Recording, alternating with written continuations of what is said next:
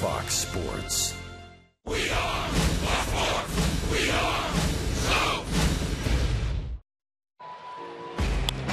Line drive, base hit by Perez. 1 run scores. Here comes A.J. around third. Yuri Perez with 2 outs after back-to-back walks has put the Braves in front. Last night, Yuri Perez provided the fireworks as the Braves started the second half of the win. Tonight, Manny Banuelos takes the mound for the 3rd start of his career. This time, he faces 3-time All-Star Jon Lester and the young Chicago Cubs. It's Saturday Night Baseball from Turner Field. It's the Cubs and Braves, Game 2 now.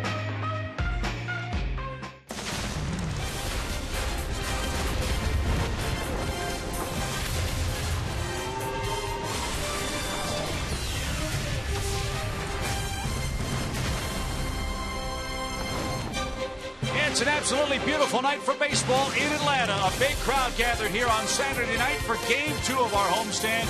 It's also Game 2 of our big series with the Chicago Cubs. And all the fun of Braves baseball is coming your way next here from Turner Field. Hi again, friends, along with Paul Bird, filling in for Joe Simpson. Chip Carey, welcome back to the ballpark. Thrilling game last night. The Braves pushed across 2 runs in the 8th to beat the Cubs 4-2 last night. Tonight, though, a much more difficult challenge. 3-time All-Star Jon Lester is pitching for the Cubs in Game 2 of the series tonight. Former teammate of mine in Boston, love to watch this guy compete. Yeah, he does have a little trouble throwing to first. We'll be interested to see about that. Big free agent signing. You see the fastball cutter's got a good curveball. Former World Series champion, a competitor, a gamer. But Chip, they've had trouble scoring runs for him, so we'll be able to see if that continues tonight. Yeah, 6 years, $155 million, a 4-8 record, but that's where the win-loss record really, you have to throw it out the window because Cubs don't score runs for Jon Lester. You're right, and Wrigley's not the easiest place to pitch, but he's done well there, so we'll see what happens. Opponent average 255, one of the lowest run supports in all of baseball, but he's doing his job, in my opinion, on the mound, competing and helping out with these guys. So that's a veteran left-hander. Tonight, the Braves send a young left-hander. Rookie Manny Banuelos gets the start. Well, how about this 24-year-old? Another John Hart move. I'm really excited about this guy. Watching him pitch is very fun. Throws anything at any count. There you see the breaking ball right out of the gate through some quality pitches with guys in scoring position. I like this guy a lot. It'll be fun to watch. Well, you said Jon Lester doesn't like to throw over. Let's see if Cameron Maybin can get on and get the running game going for the Braves. Maybin's having an unbelievable year in his first season with the Braves. Andre Aldridge will talk with Cameron about his first half of the season when we come back to Atlanta after this.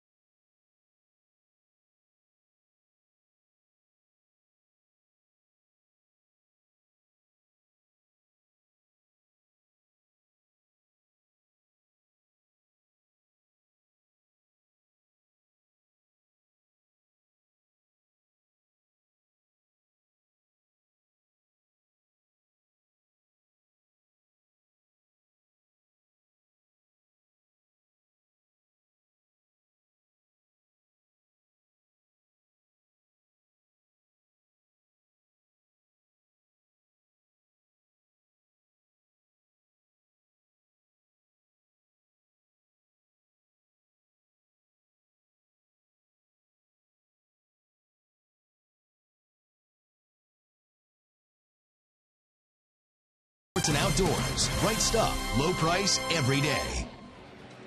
Welcome back to Turner Field. The Braves have won 12 of their last 14 games against the Cubs and are hoping to beat Chicago for the 9th consecutive time here in Atlanta. Hello, everyone. I'm Andre Aldridge. As the manager says, keep the line moving, or at least keep that line moving. But the man who's moving better than anybody else is center fielder Cameron Maybin. Boy, has he been on fire. Continues to produce in this, his best big league season ever. He's hitting .400 with runners in scoring position, 5th best mark in all of baseball. And look at the wheels, going from first to home with alacrity last night. Cameron Maybin, the focus of our Georgia lottery, hitting the jackpot numbers here. And you see since July 1st, incredible numbers there. His work is just outstanding. And again, getting from first to home last night, well, he actually felt the energy of the Turner Field crowd during his journey. As soon as they realize the ball, is by the first baseman, and they get a chance to see me run and open it up. It's pretty fun. You hear them get loud. It almost seems like they're kind of holding their breath for a second. But it's fun, man. That's one thing I love about this game. That's one thing I really enjoy is being able to, stretch it out a little bit, get those triples, score from first. And that was, I think, one of the first times that y'all really got to open it up, man, and it felt good to do. So, hopefully a lot more of that to come in the second half. He runs, he hits, he throws, he defends. So I think that for him, running comes natural. And anytime you get that situation, Nick put a ball in the corner, and he was able to dig it out and run around the bases. So, I think that's a fun part of the game, and Cam does it well. And we appreciate the concentration of Jace Peterson there when Andrelton Simmons has the microphone bat there in his face, too. Should be a fun night for baseball here. A great Saturday night in the A-Town. Manny Manuelos ready to handle his business. Chip and my main man, Paul Bird, have the call. Braves baseball after the break. You're going to enjoy it.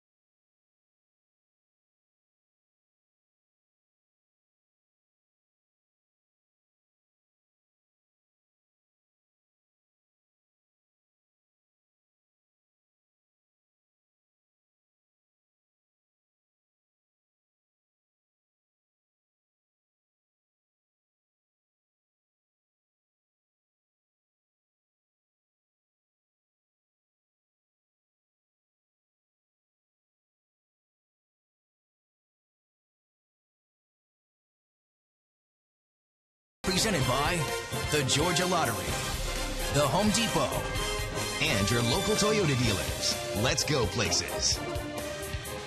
Young Manny Banuelos makes his 3rd big league start, his 4th big league appearance tonight.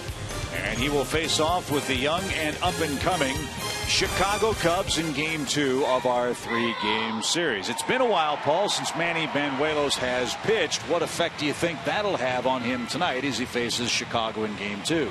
Well, it'll be interesting to see coming back from blisters, but I've been incredibly impressed with this young man making quality pitches. As you see the runners on, he's done a nice job making those great pitches and pitched like a veteran. Has really thrown anything at any time in the count. His 4 keys to the game I have down tonight are: in it to win it. Got to throw on the inside part of the plate because he throws that good changeup away and backdoor breaking balls. He's got to keep the Cubs honest. And ducks on the pond. talked about it just a minute ago. With guys in scoring position, he's got to make those good pitches as he's been doing earlier. Cubs enter play tonight, 47 and 41. That's Joe Maddon. This is his first season at the helm on Chicago's north side. A couple of subtle changes to his starting lineup. Kristen Orpheus in left field with the left-hander on the mound in Manny Banuelos. And our old pal David Ross is the personal catcher for John Lester. Ross and Lester hit 7th and 8th on the Chicago lineup card tonight. Another big crowd here in Atlanta. Great gathering last night. Over 42,000 saw the Braves win 4-2. We'll see what Manny Banuelos has in store for us tonight. His first pitch is up and away to Dexter Fowler, and we're underway. You see those numbers about Fowler right there, 233 average, but he actually hits 324 as a right-handed hitter and only 209 as a left. Fowler whacks the second pitch he sees into right field, and Nick Markakis is over to make the play.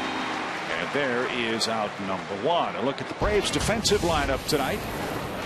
Left to right in the outfield, Johnny Gomes, a man traded last year with John Lester to Oakland, will oppose him at the plate tonight. Gomes, Maybin, and Markakis in the outfield. Chris Johnson gets the start at first base with a lefty on the hill. And the battery of A.J. Brzezinski and Manny Banuelos. Here's Chris Bryant. Bryant 0 for 3 in his first game in Atlanta yesterday, and he hits a high, towering fly ball to left. And Gomes will run out of real estate. Strike one to Bryant.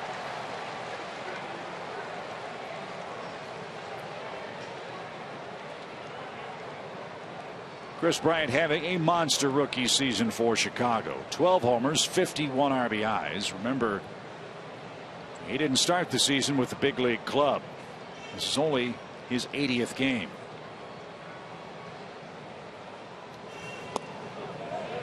There's that in it to win it pitch, and it got him a strike. 0-2. First pitch fastball in, then he comes with that good slurve down and into the right-handed hitter. Remember, we pitched Bryant all day yesterday away and were successful, so Bryant may be a little surprised here, but Banuelos a different pitcher, and I like the selections. Yeah, Joe Maddon talked to Chris Bryant during the game last night after his second of 2 swinging strikeouts, and so look, there's nothing wrong with your swing, but get a better pitch to hit. And that's been a problem for Chris. He struck out 103 times in 289 at bats this year, and he just did stay alive here. Sometimes when you have that great power, what I mean by that is he can hit the ball out of the park anywhere on the field, right field, left field, center. You can chase a little bit more because you're so talented. It lends you to be a little more aggressive, and he has to, as you say, get more selective. Popped up, shallow center. Maybin comes galloping in, and he'll get there. Bryant pops out, and 2 men are down. Chicago this year, 10 wins, 6 losses against left-handed starters. They're hitting .253 against lefties as a team. Their best hitter against lefties is the man in the batter's box, and that's Anthony Rizzo, the all-star first baseman for Chicago. Rizzo with 16 homers, 48 RBIs, a .295 average, and hitting lefties at a .333 clip.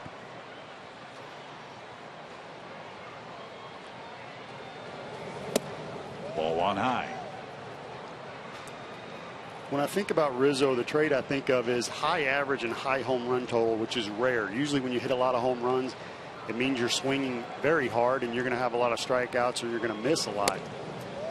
As you can see on those first 2 pitches, he's very patient, has a great approach for a power hitter, which lends itself to that high average. Rizzo was originally a Boston Red Sox prospect. He was traded to San Diego for Adrian Gonzalez. Then the Cubs got him from San Diego for Andrew Cashner, and is signed through 2019. That's only part of the story for Rizzo, who took a strike. Wasn't on the swing, I don't believe. 2 balls, 2 strikes. Anthony Rizzo in 2008 was diagnosed with limited stage classical Hodgkin's lymphoma. He beat that in 2008 and got to the big leagues for the first time in 2011 with the Padres. So Theo Epstein drafted him in Boston. Jed Hoyer acquired him as the San Diego Padres baseball operations leader. And then with Epstein and Hoyer together in Chicago, well, they got Rizzo to the Windy City, and he takes a walk. A 2-out pass puts Rizzo at first. There's that patience we talked about, Chip.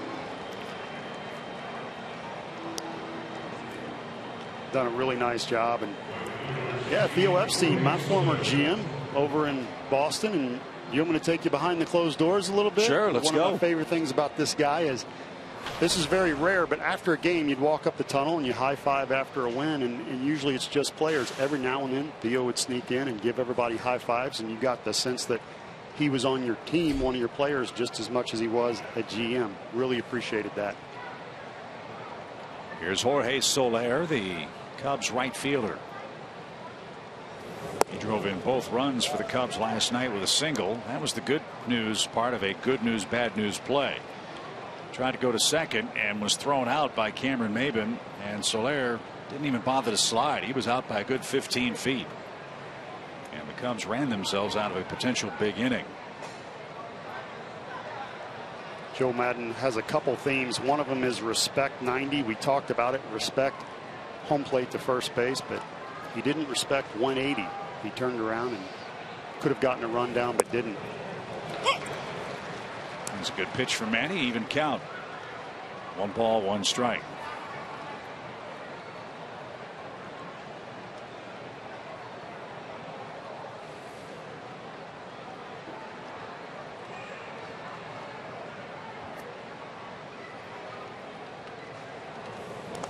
That's in the dirt. Nice stop by A.J. Przinsky.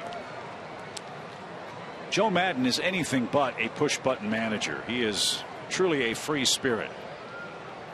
Enjoyed talking with him yesterday about his managerial philosophy, and I thought it was very interesting. There are no rules, he said. Remember that? That's it. And he's very cerebral, understands the game, very intelligent, and I like this one. Another one of their slogans is do simple better.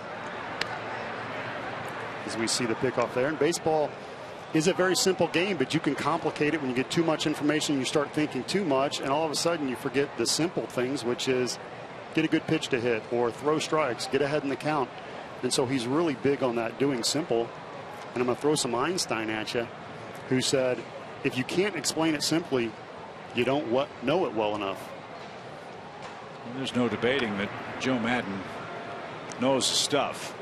Great job with the Tampa Bay Rays beginning in 2006.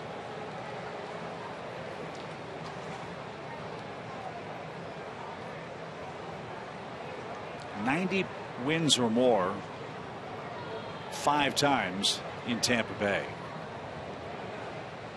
2 balls and a strike. Swing and a miss. 2-2. And the point of that is the Tampa Bay Rays with Andrew Freeman and their ownership had to make do with paltry payrolls by today's baseball standards. Joe Maddon will not have to worry about that in Chicago at Wrigley Field with the monster that the Cubs are trying to build at Wrigley Field.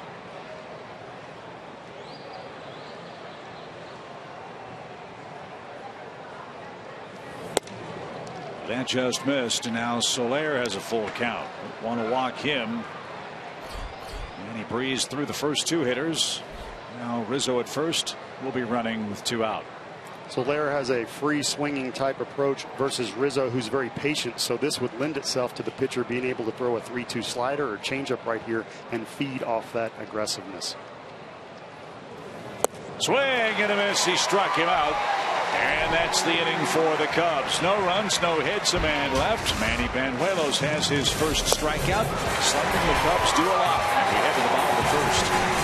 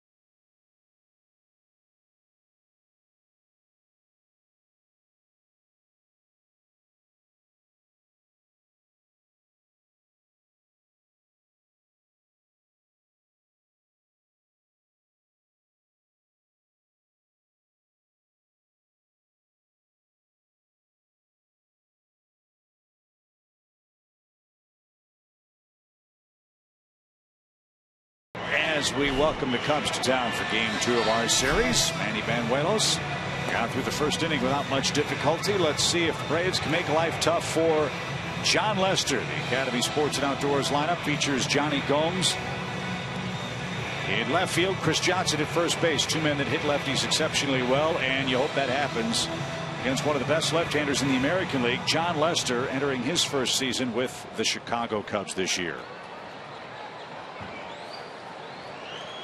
You see my former teammate there, worst run support. John Lester sitting at number 2 behind Cole Hamels, Harang third. I think he's pitched pretty well, and he's been at Wrigley, so it's not the easiest place to pitch at.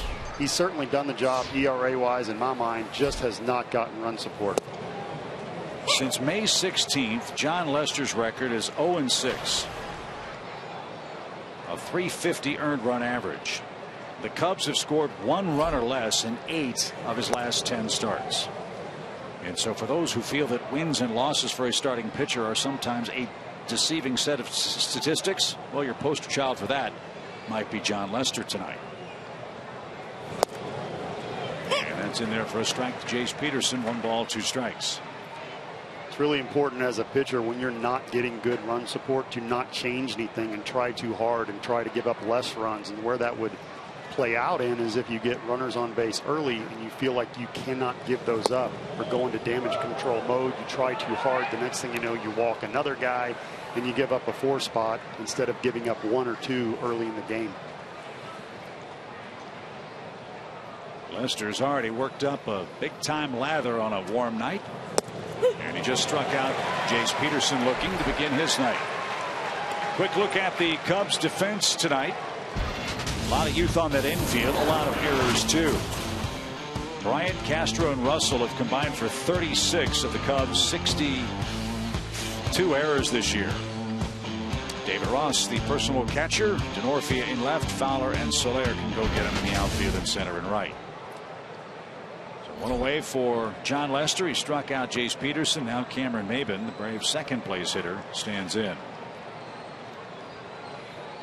Andre did a nice piece on Maybin about his success and changing things. And little squibber up the middle. Russell, long throw, and he got Maybin by a step. Addison Russell went to the third base side of the second base bag to field that ground ball. Starlin Castro was nowhere to be found, and he made the play for out number 2. Addison Russell, the youngest player in baseball, and you can see right there showing the athleticism, doing a nice job learning second base at the big league level, which is something we talked about, the youth movement. A lot of people are learning now at the big league level, which is something you didn't see years ago. It was much more seasoning in the minor leagues, but the situation has called for Addison Russell to be up here, and he's doing a nice job. Of all the Braves hitters, the man in the batter's box has seen John Lester the most. That stands to reason. Their battles in the American League East when Markakis was an Oriole and Lester was pitching in Boston. This is Markakis' 74th career at bat against Lester, and he'll reach first with 2 outs. Told you about the Cubs infield defense, or the lack thereof. What happened to Bryant on this play? Well, I think he was playing over just a little bit, and that was a slow roller. You can see the bounce right there. And when I say slow, I just mean he had to come in on it. He had to do a little shuffle step and cut the distance down. Didn't get the glove down low enough. And they're giving it a hit, which I can't really argue with, because I was really interested to see how that play was going to turn out, because it was hit so slow. Bryant with not a lot of time, and Markakis can run a little bit. Last year, Johnny Gomes and John Lester were teammates with the Red Sox and then with the Athletics. Johnny's 5 for 15 lifetime against the Cubs lefty. See Johnny Gomes right there against lefties with the .250 average. Very nice. But here's where you have 2 outs, decent speed at first base, and John Lester struggles to throw over to first base. And I've talked to him about it, and they said, we'll go out and work on it before the games, and he will throw strikes right at the knees over at first base, but get him in the game and he just has the yips. You can call it Steve Blass syndrome, the former pitcher that just could not throw strikes. And during the game, for whatever reason, he cannot make a pitch to first base, and so he tries to counter that by being quick to home. 2 balls, no strikes for Gomes. Short lead Markakis from first, and a bouncing ball up the middle. And Russell will take the ball to the bag himself, and that will retire the side. No runs ahead, a man left. The duel is on. We're scoreless after 1.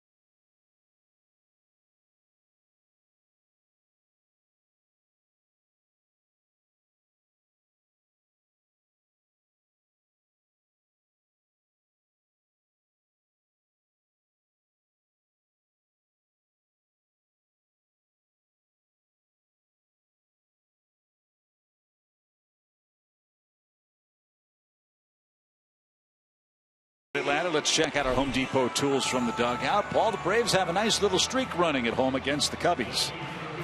Doing very well. You see those last games at Turner Field. Atlanta with the ERA in the 1.85 range. Excited to see Banuelos pitch tonight. We'll see if he's able to continue and put up a few zeros. That 8-game winning streak in Atlanta by the Braves over the Cubs is the longest since the Braves moved to Atlanta in 1966. So no score. We head to the second. Chris Denorfia, Starlin Castro, and our old pal David Ross coming up. As a former player, I can tell you that sometimes you just feel better in certain parts, and then sometimes it becomes mental, like right now with Tehran pitching better at home, and you just feel better. And for whatever reason, that season seems to play out that way. And then when you show up at a certain place, if you have a good or bad track record, you start to get a little bit of a, I'll call it mojo, when you take the field. Up and away from Banuelos, even count for Chris Denorfia. He's hitting .301, a homer, and 11 runs batted in. Out of play. Big crowd will battle for the souvenir again. 1 ball, 2 strikes.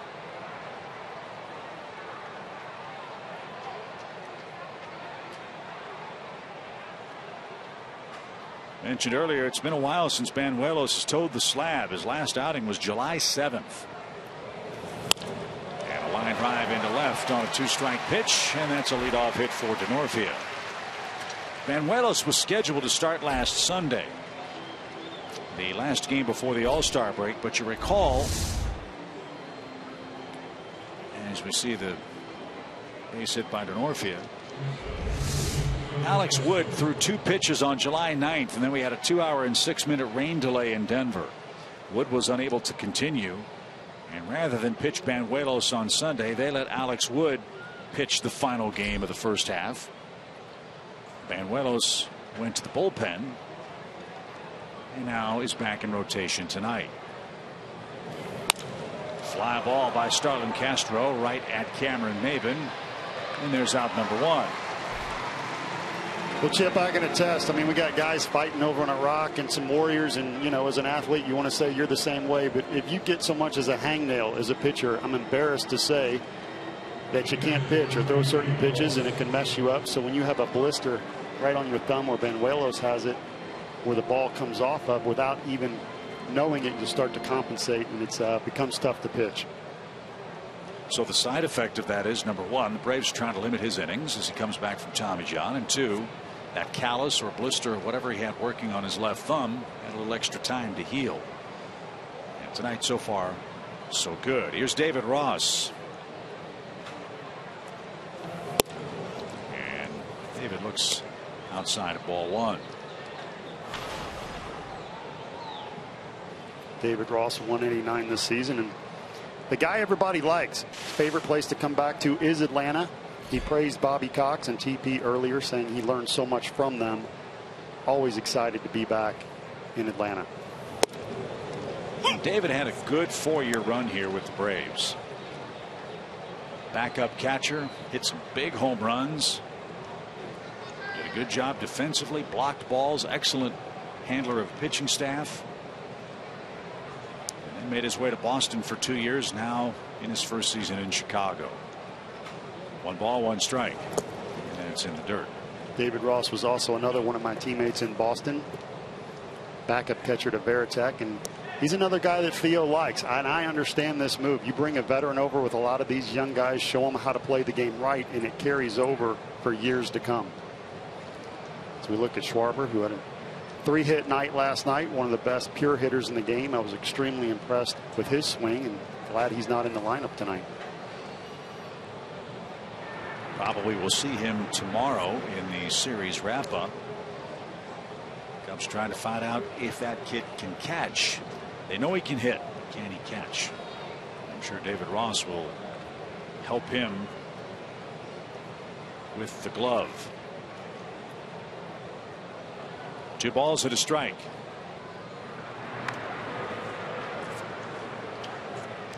You see Banuelos throw over, and I was talking to Ross earlier, and one of the things that he did say about Schwarber is he's a good listener. He's a sponge. And so I always say, chew on the meat, spit out the bones, take the good things that work for you, and then push aside the rest. Listen to everybody, but it doesn't mean you have to do everything everybody says. Runner goes, and a towering fly ball to left. Gomes back, feeling for the wall. He's got just enough room. Ross flies to deep left. And Denorfia has to scramble back to first. There's the second out. And now you figure to be in pretty good shape with John Lester coming up. On June 6th, he made history. On July 6th, he made history.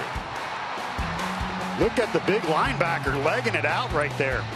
And if our tape will continue, you would see a lot of smiles because he got that off his former teammate in Boston, John Lackey. Ground ball towards second, and an easy flip to second will retire the side. John Lester, and the Cubs retired on 10 pitches. We go to the home half. No score.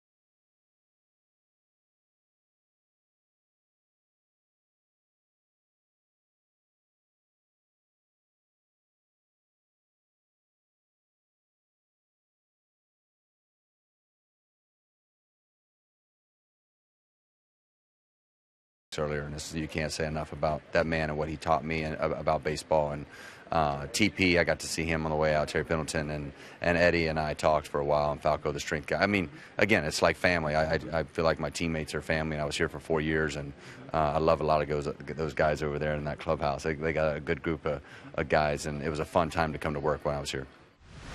And as Paul Burt alluded to last half inning, David Rawls says that this is absolutely the best place he loves to come and play baseball as a visitor. And again, he is a Southern gentleman without question. And as I talked to David before this contest, I told him, look, when you're on the Red Sox, you made some folks from down in this area of the country root for the Red Sox in a World Series. That's pretty odd. He goes, I'm very proud of that. But you know what? I am a Southern gentleman. I am very proud to be have my Southern roots going on here. And again, I love my time that I had here in Braves country. Thank you, Andre. We wish David well in Chicago, of course, after this series concludes. John Lester to work. Face Chris Johnson leading off the second inning. And Chris takes a called strike.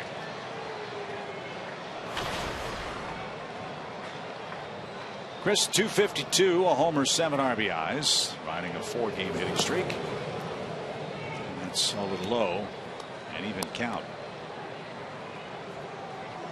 Chris Johnson not getting the playing time that he was used to the last couple years. We was in the lineup and almost won a batting title 2 years ago. This time in a platoon situation once the Braves got Uribe. To center, Fowler backtracks, and Dexter's got room. 1 out. And I feel that every time he gets in, every at bat counts for him, because it's, you know, it's not easy to go from an everyday player seeing pitches on a daily basis to having to wait and spot start every third or fourth day. It can be a little frustrating at times, and you have to stay on top of your game.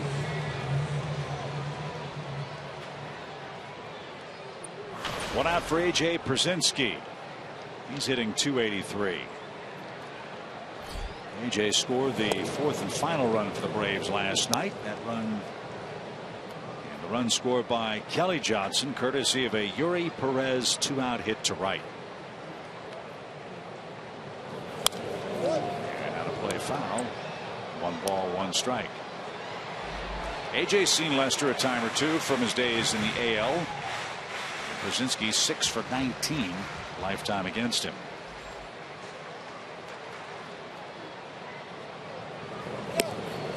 And he just got plunked.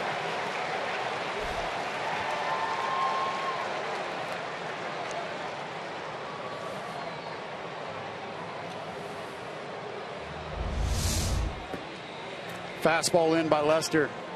Przinsky got the big arm pad on for a reason. He needed it. You see the little stare back and bat flip right there. How about that? I love the little smirk too. So Przinsky, the second base runner to reach for the Braves.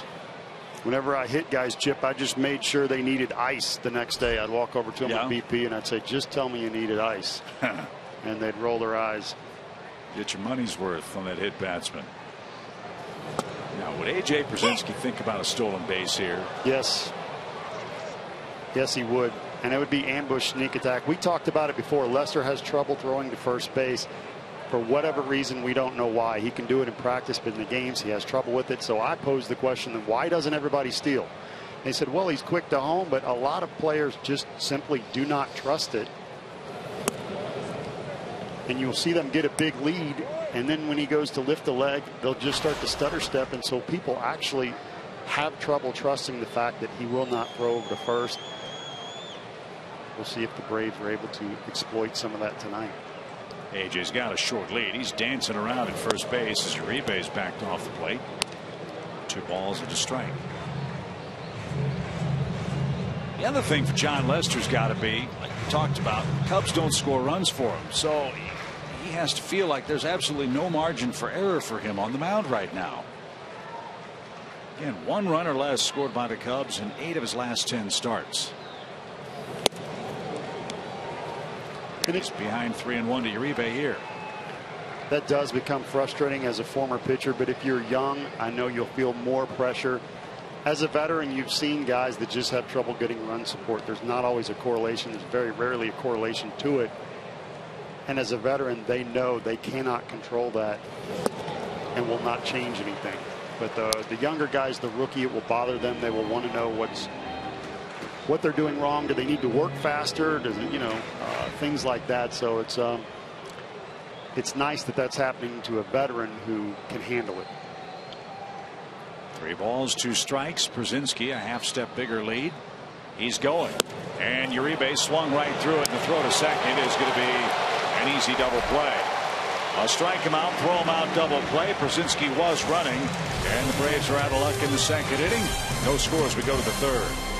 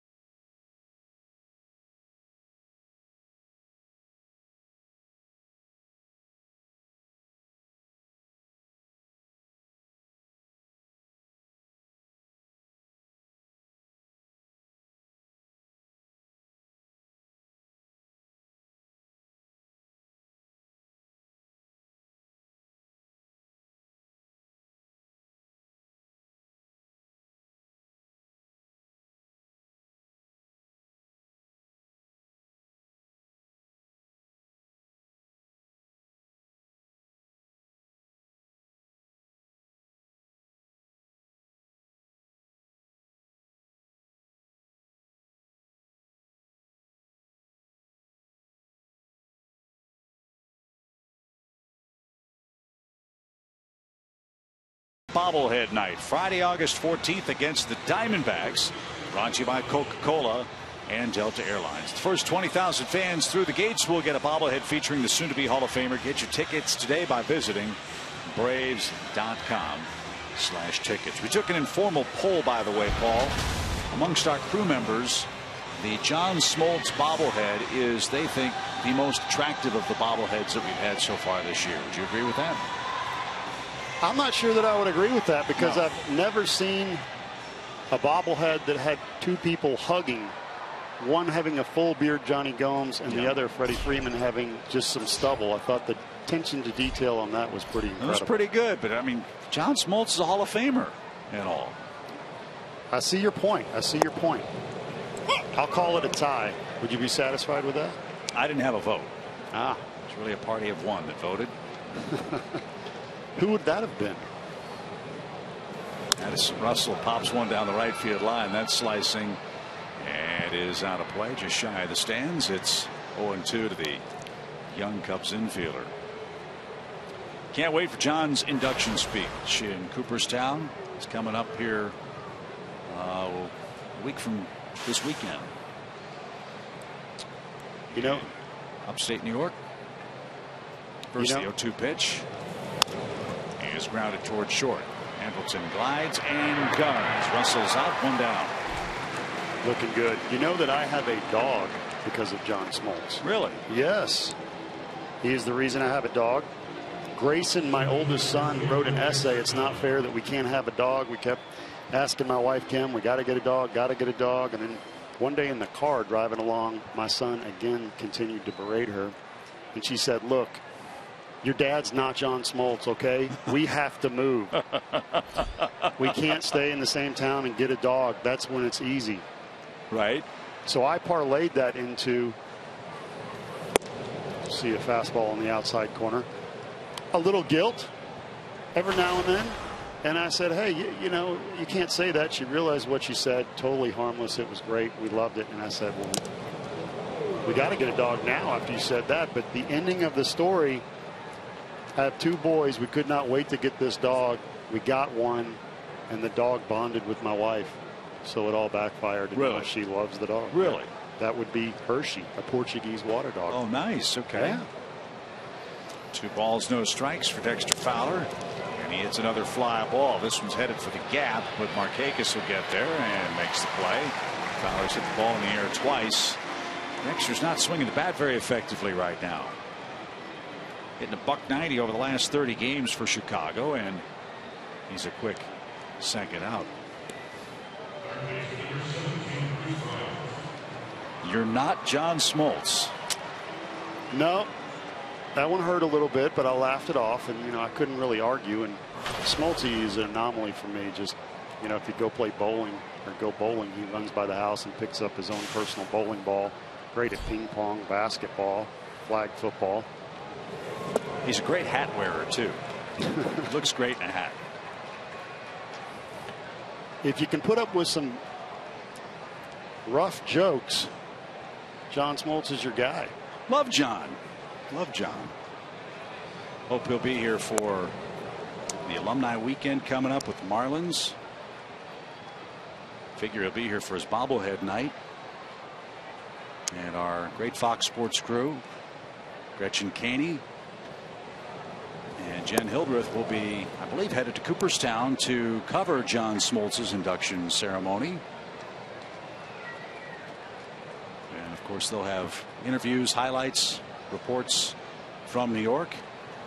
Can't wait on that very special day. But I go back to, you're not John Smoltz. I mean, that's something else that's been said by our crew. The direct quote was, "Your dad's not John Smoltz." And so your dad's not John Smoltz. Yeah, that's when she said that to my son. Bryant hooks one just out of reach of Andrelton Simmons, and he's aboard with a 2-out hit. But hey, after some counseling, I was fine. A little hanging curveball, and you can see Simmons just out of the reach. Look at him get up. Some Air Jordans right there. Fantastic attempt. Just came up short.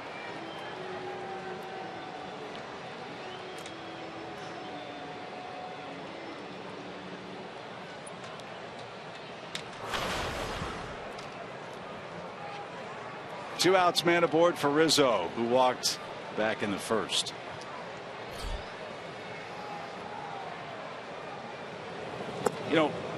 We've talked a lot in this series about the relative youth of these teams. Cubs are doing it with young hitters right now. The Braves stockpiling young arms, all those 24 and unders that are starting games for the Atlanta team.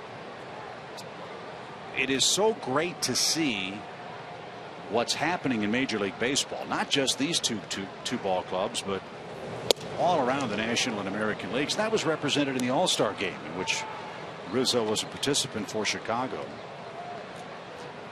This year in Cincinnati, there were 38 All-Stars aged 27 or younger. And there were 31 players who were participating in their first ever All-Star game. The point I'm trying to make is that for those who say baseball is in trouble because of its demographics and it's too slow, it's a century late as far as relevance is concerned with young people in our country, I couldn't disagree more strongly. People love to see these young players do what they do. I agree 100%. That was an excellent All-Star game. Banuelos with an errant throw past Chris Johnson at first. And look at Bryant cut the bags. He's on his way to third, and he's going to make it standing up. A two-base error by the Braves pitcher Manny Banuelos. There's one of those young guys we're talking about in Chris Bryant, turning on the wheels right there. He's played center field at University of San Diego, and even for the Cubs when Joe Madden put him out in center field one of his first 10 games. And you can see right here, for a big power guy, this is smooth as silk. He looks like a deer going around second base.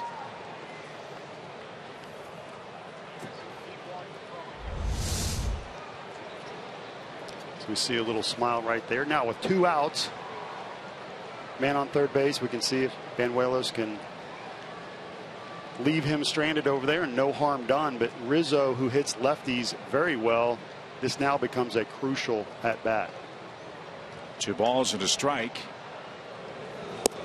And at the knees, good pitch. And if the old saying is don't let the star beat you, you do have 2 bases to play with here with Anthony Rizzo and Soler on deck. You do have the lefty-lefty matchup, but Rizzo hits him well, so we'll see what gives on a 2-2 count. Bouncing ball is through. It's a run-scoring hit. So the Braves pitch to Rizzo, and he cashes in the two-base error, and Chicago has scored first.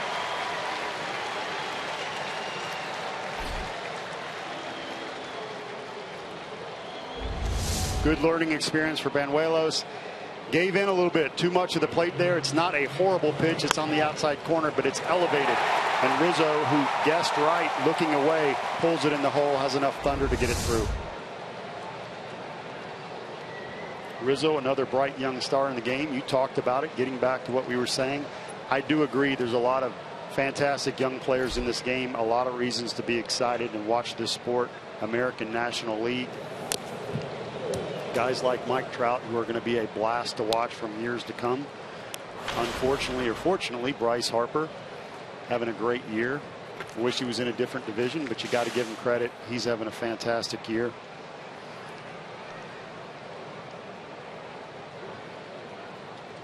So Jorge Soler down a quick strike.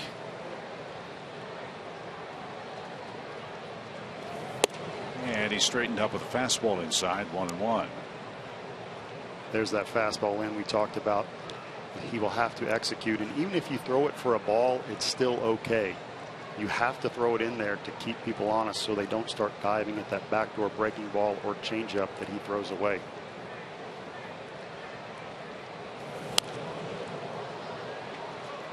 Jammed him a bit. 1 ball, 2 strikes. Soler having some wardrobe malfunctions in this series. Had his shirt untucked last night. Now his pants pockets untucked. Does that fall into the Joe Madden dress code of if you think you look hot, wear it?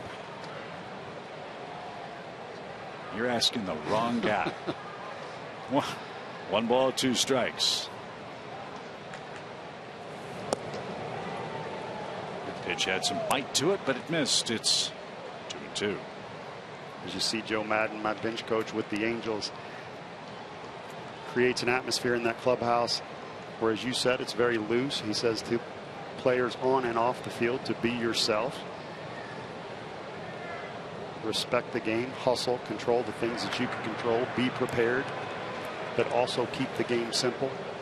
Creating that kind of atmosphere, you talk about the youth movement, is exactly what young players will respond to.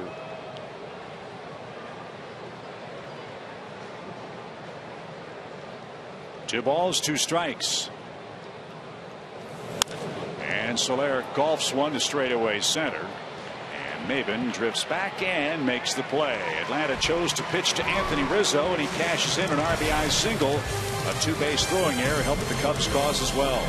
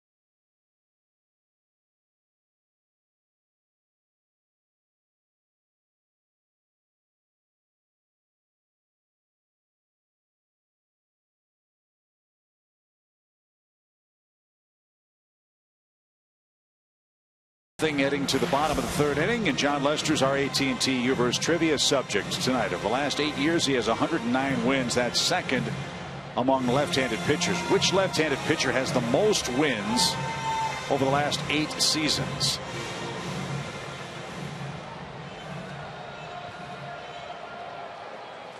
Be hard to bet against Clayton Kershaw, but that's almost too obvious. But has he had 8? We'll have to think about that for a minute as we watch Andrelton Simmons lead off. And he takes the ball low and outside. 1-0 the count to the Brave shortstop. Got to get Andrelton going. He's in an 8 for 59 slide. That's a 136 batting average. And he pops this one up. Russell at second drifts out. And he'll put the squeeze on that. There's the first out.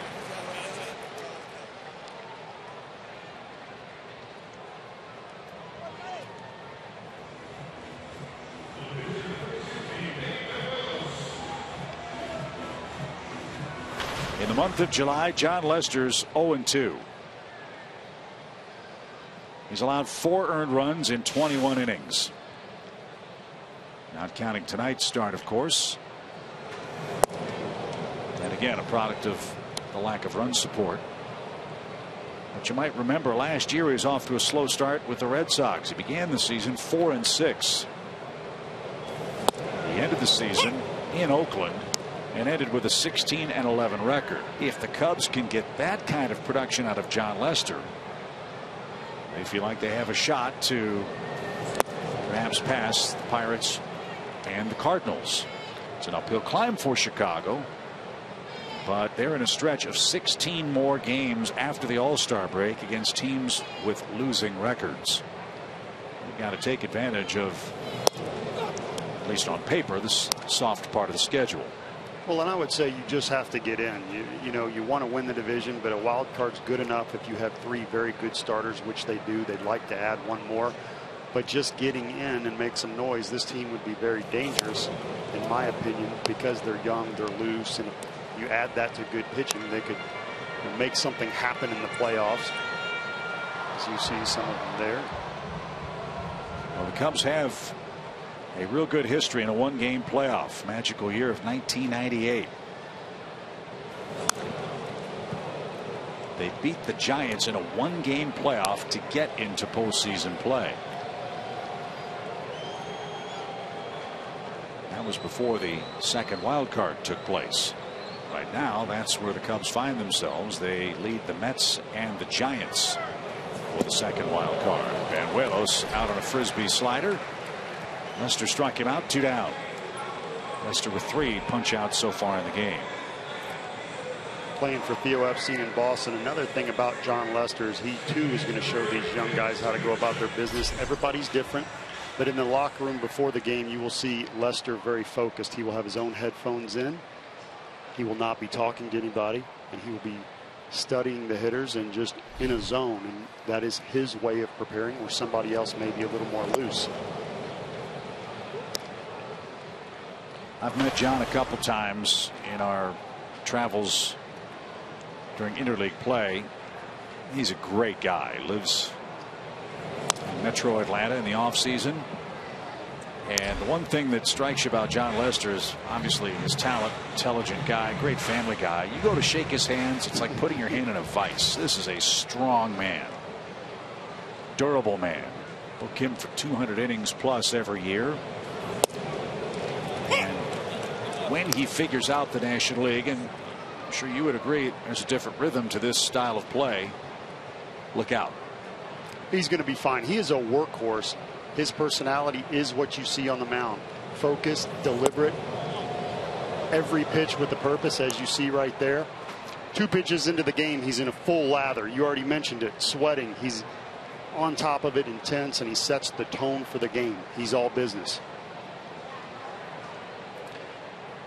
2-2 for Jace Peterson. And he got him looking. Peterson's been caught looking twice. Lester hit the glove of David Ross twice in a row and got the second call. Perfect inning for Lester, who leads by a run.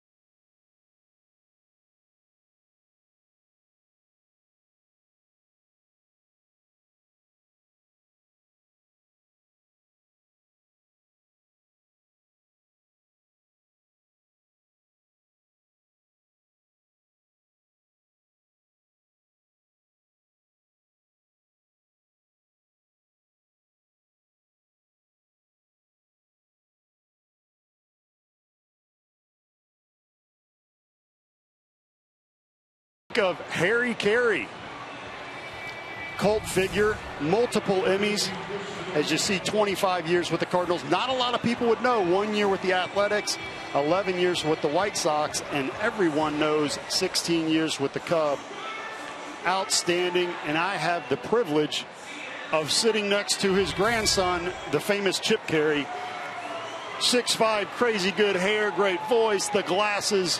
But I want to talk about your grandfather. Tell me something I don't know. What did he teach you? Well, first of all, it's terrifying to see your future. That's the first thing you see that picture. That's not too bad. You'll settle for a cult figure at that age. Yeah. No, he was a unique guy. Here's something you maybe didn't know about my grandfather. I'll tell you a couple things. One, I didn't know him real well. My parents and grandparents both divorced. He was in Chicago and I was growing up in St. Louis, so I didn't spend much time with him until I got into the baseball business myself.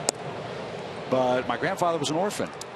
He grew up in St. Louis. His mom died when he was very young. His father left the family before he was born. He was a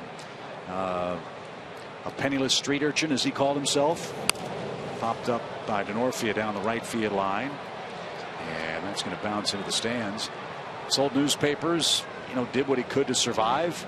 Developed a love for baseball. I was told that he had a baseball scholarship to go play at Alabama.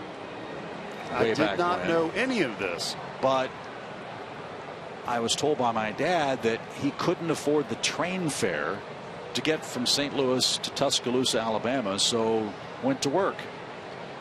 And at one point in the early days of his broadcasting career, he worked in Kalamazoo, Michigan with two other guys you might have heard of on the same radio staff. It was Harry Carabina. That was the real name. But a guy by the name of Chick Hearn, who became the legendary voice of the Lakers, as Denorfia cranks one to left. Gomes won't get it. That's going to bounce high off the wall.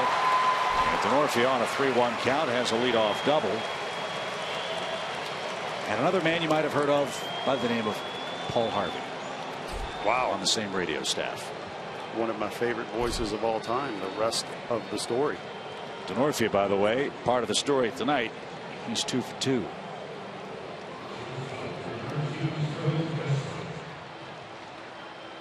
The other cool thing was the take me out to the ball game tradition.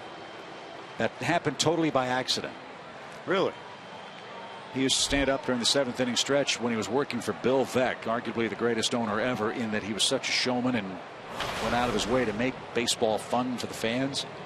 But one day he hit a microphone in the booth while Harry was singing the 7th inning stretch, and they flipped the switch on, and all of a sudden Harry heard his voice booming out of the loudspeakers at Old Comiskey Park. And after the game, in those days, you could go down and they treat you like an adult. You could have a cold beer after a hot day at the ballpark. And Bill Veeck was sitting in the Bards room, and Harry walked in and bellowed, "Hey, what the heck were you doing? What's the deal with the microphone and the singing?" Here's the pitch to Castro.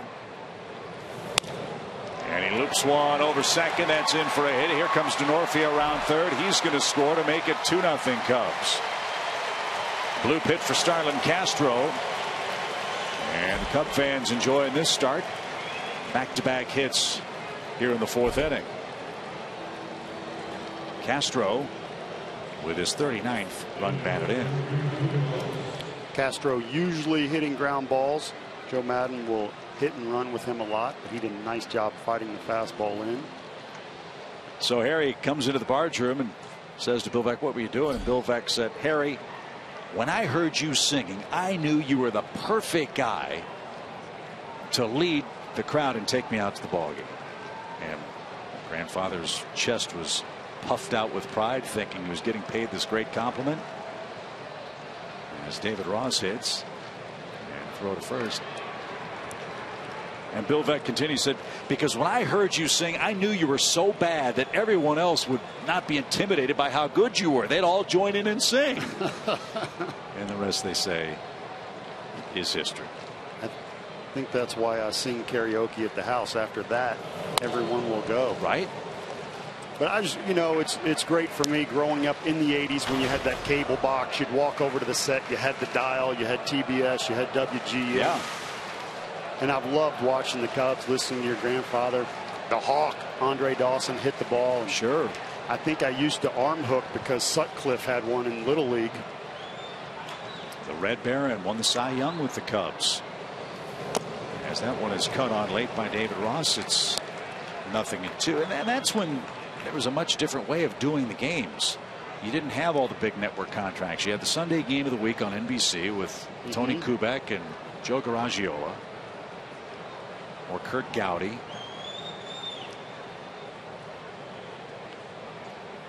Castro a short lead. The 0-2 to Ross. High hopper hit towards second. Peterson with the glove flip to Simmons. Awkward play. I think Jace had trouble getting it out of his glove, and that messed up the timing. And it's a forced play at second for the only out here in the top of the fourth. You'll see Peterson, usually you'll get it out of that glove nice and smooth. You see the flip right there. Nice recovery by Simmons, at least getting one. Peterson and Simmons solid all year long, but you're never going to be 100% perfect. And they'll tell you they should have had that one. Peterson, who's played a great second base, just couldn't seem to get it out of the glove. But back in those days, you had, as you said, WGN in the afternoon, TBS or WOR at night doing the Braves and the Mets. You didn't have all the regional channels. You didn't have the worldwide leader in sports. You didn't have FS1, Fox Sports 1. Those things didn't exist. Cable didn't start really until the early 80s for most of the country. And it created legions of baseball fans in places where big league baseball didn't exist. And for those of us who remember those days, personally speaking, kind of miss them.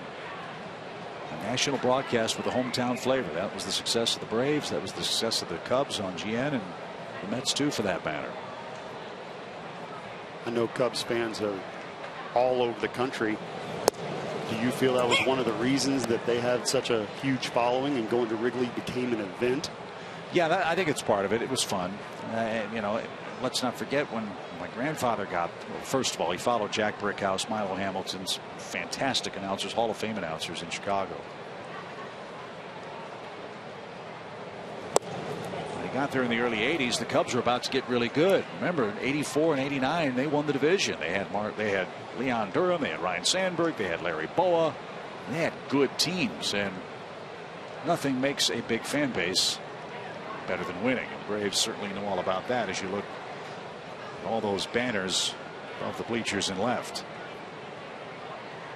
1-2 pitch. And Lester took strike three. He knew it. That's the second out of the inning. One in, one on, and now 2 outs in the fourth. I was a little surprised there that Lester was not bunting the whole way through the at-bat. As we showed you earlier, he had just got his first hit recently. You know how many sacrifices he has? 0. Doesn't have one. Joe Maddon hates the sacrifice, hates to give up the out.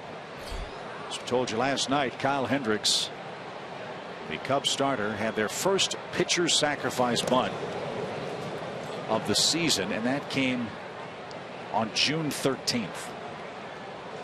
Well, and you guys know I love Joe Maddon. As we look there at one of his youthful pitchers, Kyle Hendricks out of Dartmouth, did a nice job last night. But I feel that if you play the situation, John Lester should probably be bunting. I would say that he has a better chance of moving the guy to second on a bunt than he would be swinging the bat.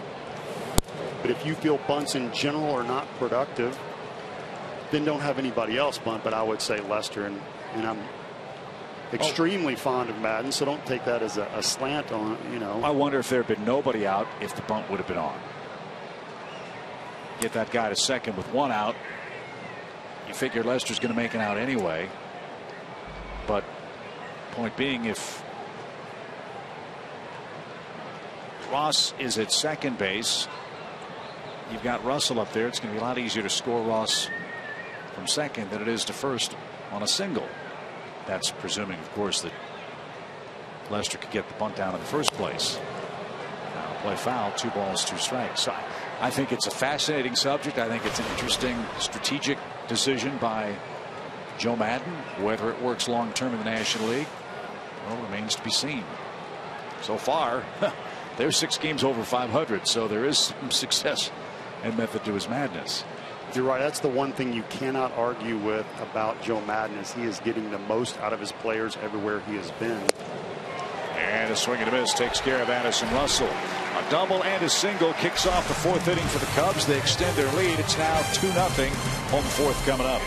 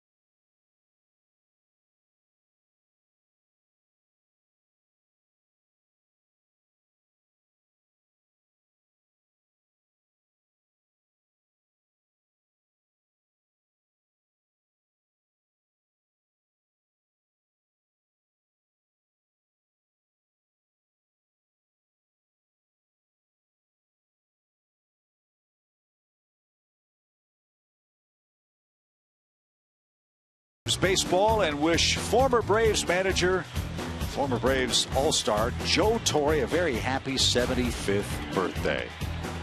Joe Torre was a great baseball player. Young fans may remember him obviously as the manager of the New York Yankees when they matched up with the Braves so many times. But Joe Torre in the early 80s also led the Atlanta Braves to a division title. In fact, Joe Torre finished first, second, and second in his 3-year stint with the Braves, and then was relieved of his duties.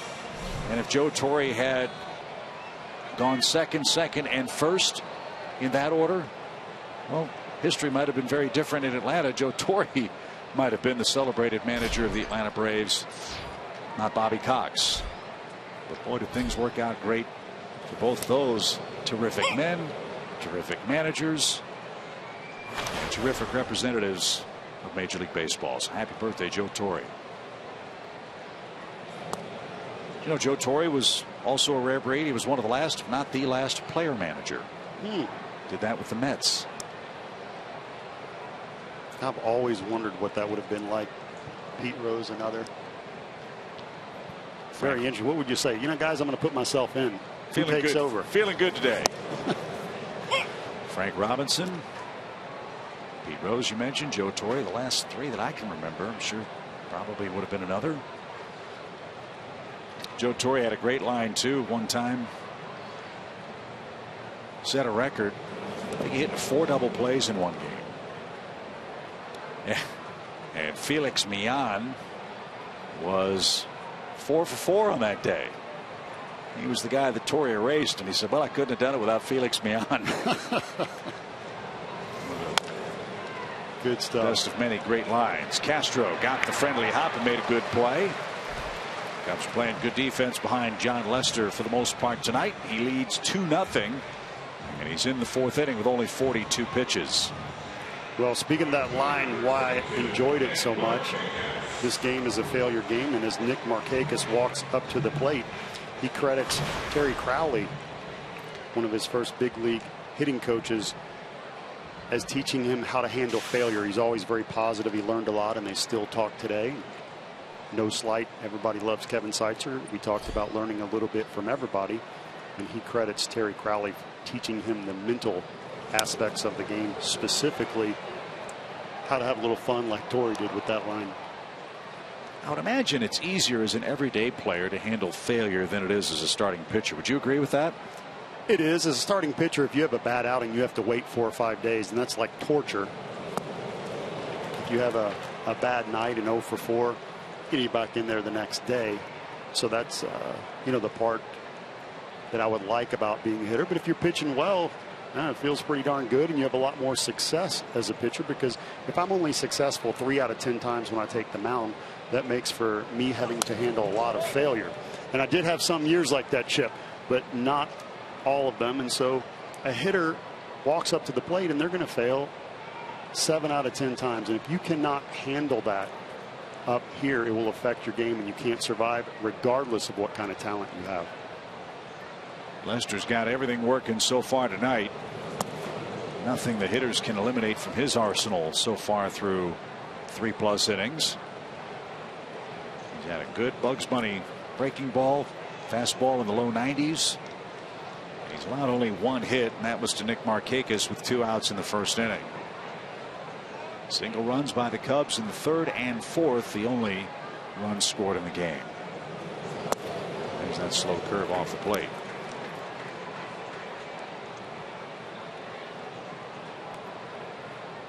Been a long time for Jon Lester. 6 consecutive losses after a 4-2 start. And as we told you, can't win with no runs. And there's our buddy Aaron Harang on that list too. You can understand it with Harang and the Phillies and the rough year they're having. Phillies have won 30 and have lost 62 so far this year. There you go, a divided house, but one of you is at the wrong game. Payoff pitch, and Markakis pops one left side. That's headed for the Cubs dugout, and about 6 rows up and out of play. Phillies though winning tonight, beating Miami 3-0. Phillies won 6-3 last night, a first for Jeff Francoeur. He hit his first big league pinch hit homer for the Phillies. Jose Fernandez started for the Marlins, no decision, went 6 innings. Good to have him back and pitching well. Haven't seen him yet. He's made a handful of starts post Tommy John. Castro at short, step to his right, and throw to first gets Markakis. 2 men are out. And now Johnny Gomes bats.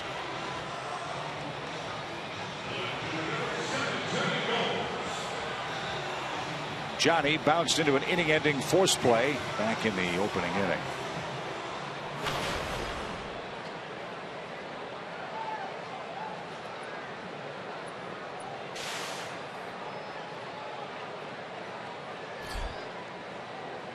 Lester set down the last 6.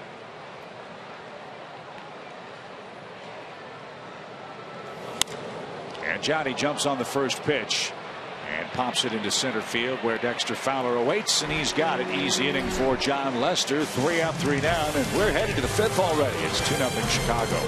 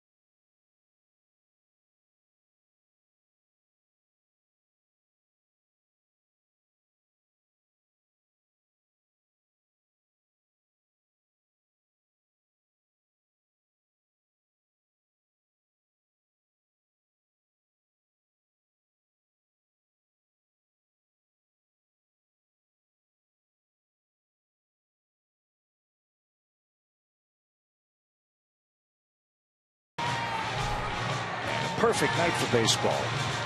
About an hour and a half before game time, the skies open up here in Atlanta. It poured at the ballpark, but that passing shower really has cooled things off nicely. It was in the mid-90s while both teams were contemplating batting practice after the rains cooled down to 84 degrees at first pitch. Gentle breeze blowing tonight. Very comfortable evening here in Atlanta. Manny Banuelos back to work. Dexter Fowler will lead things off for the Cubs. He's hit the ball in the air twice and is 0 for 2.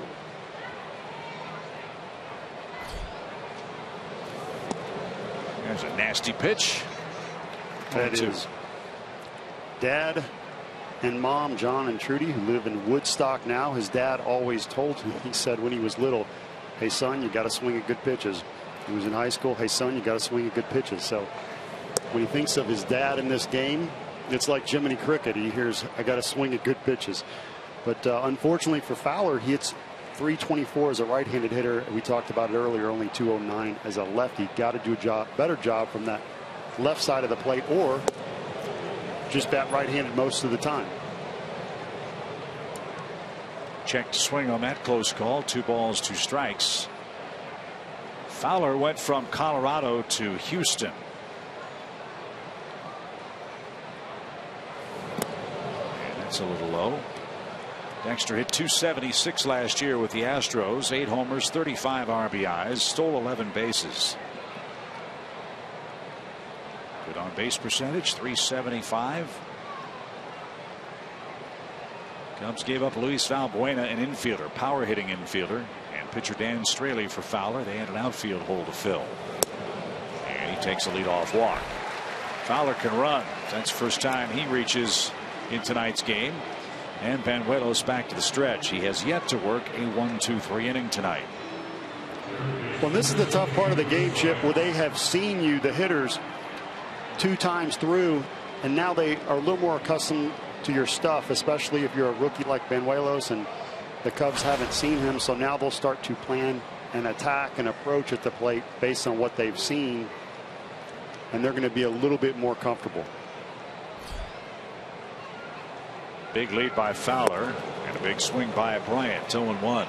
The way you use that against them, if you have different pitches, is to pitch them differently, show them a different look, and counteract what they've seen earlier in their approach.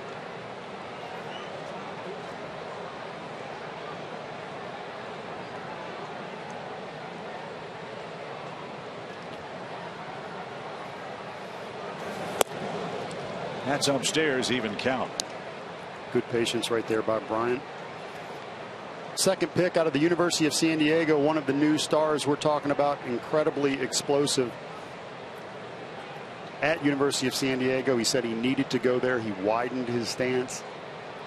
Head coach Rich Hill, he praises for doing a good job. His hitting coach Jay Johnson is now the head coach of University of Arizona, and asked him what his favorite home run was, and he said, you know what, it was a midweek game against St. Louis, but I hit it so hard that it went over the light tower in left field. So how about that? Robert Redford could only hit the lights. He could actually put it over. I think Bo Jackson did that in Athens, at Foley Field in Athens, one of the first night games they played against Auburn. The Bulldogs watched Bo Jackson hit one over the light towers in straightaway center field. What an incredible athlete. Certainly my generation, our generation, I would consider him the best. Swing and a miss by Bryant. That outside corner continues to give him trouble in the series. In the All-Star game, they started to compare Mike Trout to Bo Jackson, even after that leadoff home run, Bo being the last person to do it off Rick Russell in '89. And I got a little jealous there, like, hey, be careful who you're comparing to Bo Jackson. Swing and a miss. Didn't get a high fastball. So Bryant went fishing up and away and is struck out. Manny Banuelos coming in, got away with one up, but his fastball is sneaky, has enough on it to get it by Bryant. And the Cubs hitters have seen 5 or more pitches in 10 of 20 at bats tonight, so they're certainly making Banuelos work. That's their MO. They are, along with Boston, one of the most patient hitting teams in the big leagues. That's certainly an American League East philosophy that Joe Madden has brought over from Tampa Bay. Rizzo jumps the first pitch, however, and pops it up. And Maybin's got that. After the leadoff walk, a strikeout and a pop out brings up Jorge Soler, who's 0 for 2.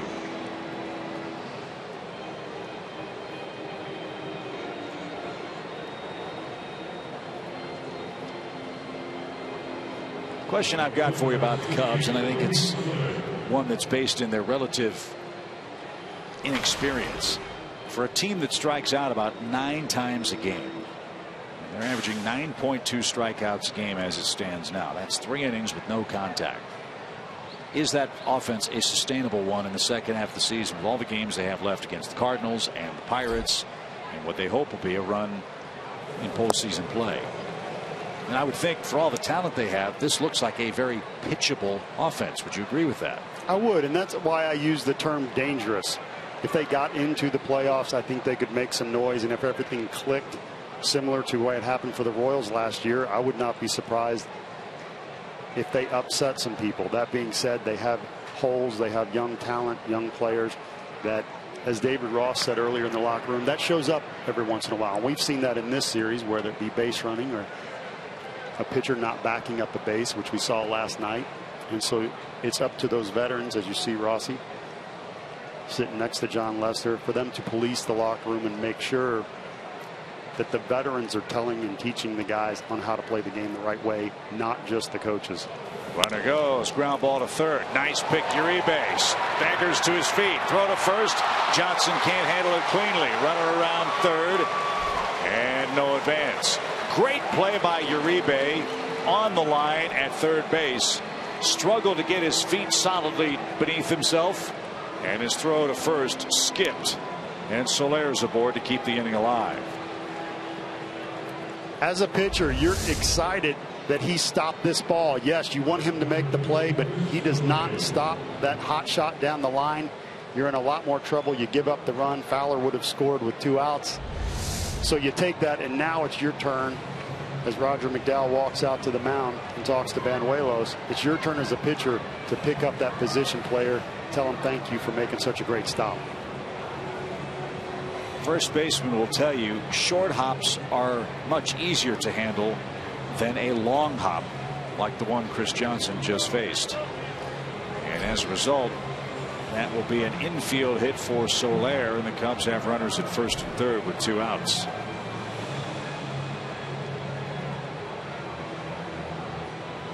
So you've got Denorfia, who's 2 for 2. You have Castro, who's 1 for 2 with an RBI. The old Tom Glavine theory, you have a base open. It happens to be second base. Let's see what the Braves' strategy is.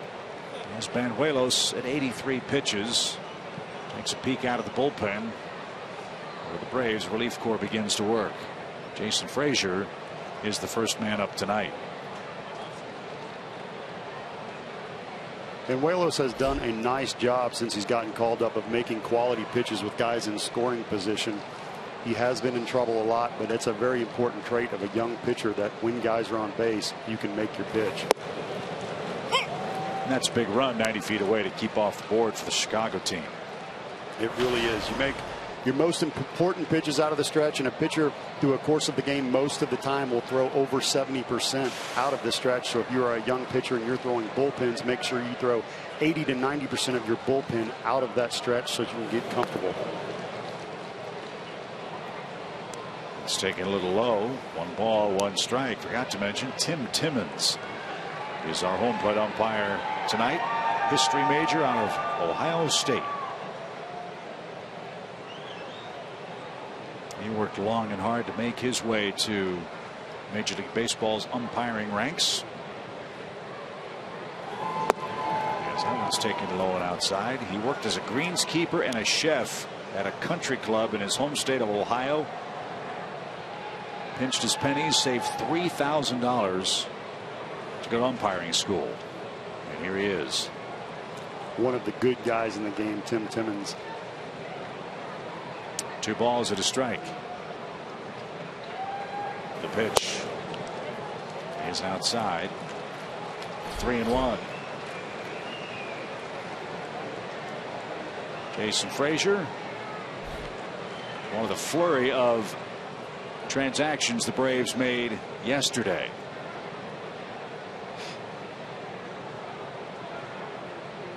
Ross Detweiler and Frazier and Ryan Kelly were brought to the big league bullpen as that pitch missed. Didn't give much to Denorfia to hit. And the Braves pitched around him, and they'll go after Starlin Castro. So at 3-1, Benuelos comes with the changeup. Pitch Tracks has it as a strike. Tim Timmons, we were just talking about what a great guy you were. Maybe you should pick that right hand up and call it right there. But that looks like a loss because Freddie Gonzalez is taking Benuelos out of the game. But the pitching coach Roger McDowell going out earlier, showing you that he needed to compete.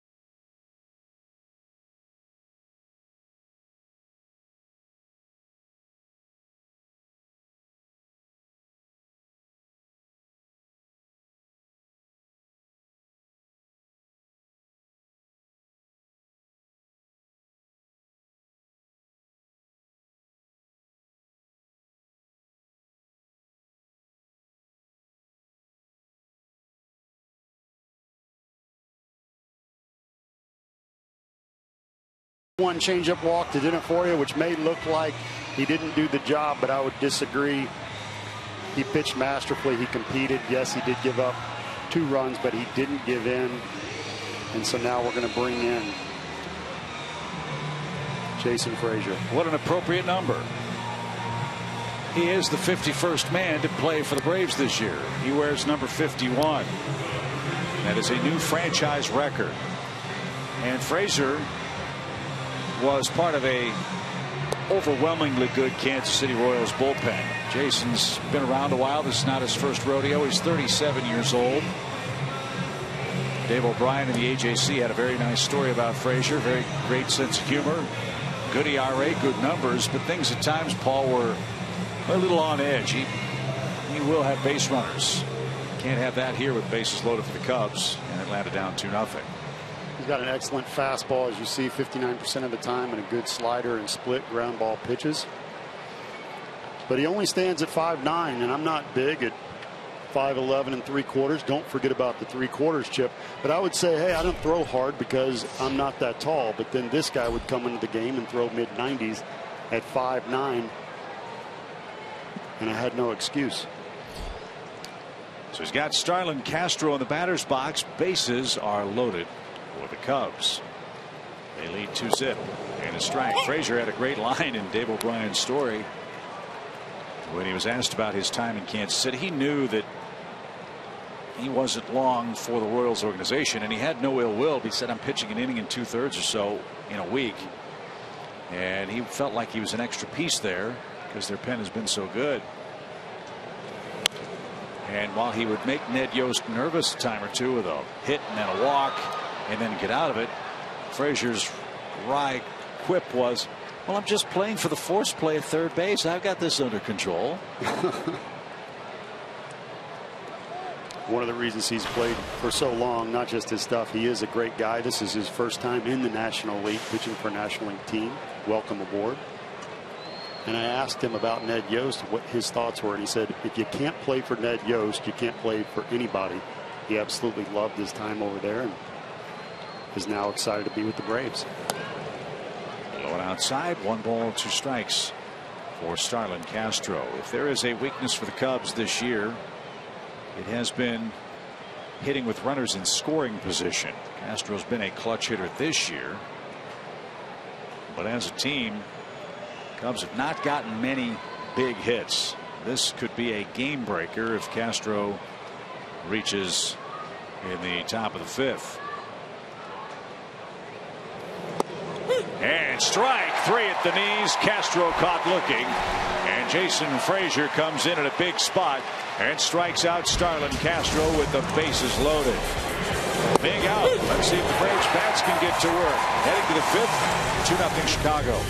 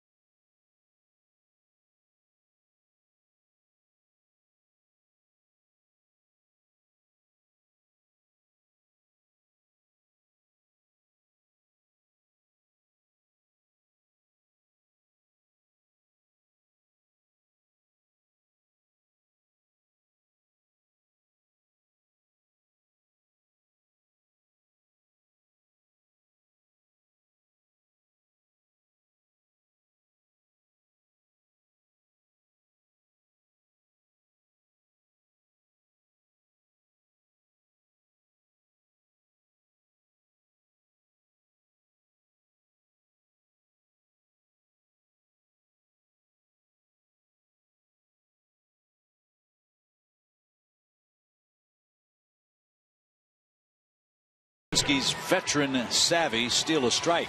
Absolutely. As a former pitcher, I cannot tell you enough how important it is to receive well. You see that ball's low and you see him pull it up right there. Bases loaded, crucial part of the game. We're going to show it you in matrix-like form, and you see him lift it up just 6 inches or so. But when you see it at real speed, it was so quick. May or may not have gotten that. Contrast that with Schwarber, who's a great hitter right now, but learning on the job behind the plate. Caught one last night, and his glove went down and touched the ground, and the umpire is not going to give you that. So we talk about A.J. Brzezinski's hitting, but let's not forget about how well he receives that ball, too. So that was our Toyota key play of the game. A.J. Brzezinski got the call to erase a bases loaded threat by the Cubs in the 5th. Now Chris Johnson leads off for the Braves, and Lester got ahead with a breaking ball. Strike 1. Banuelos went 4 2/3, 2 runs, 6 hits, couple of walks, and 4 strikeouts.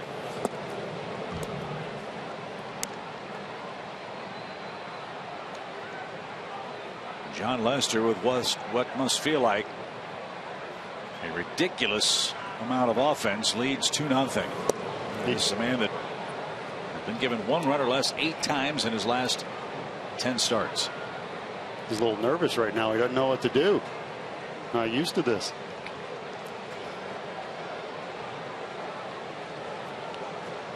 Two balls and a strike. Another lollipop missed outside. In fact, Lester's gotten 3 runs of support in his last 33 1/3 innings.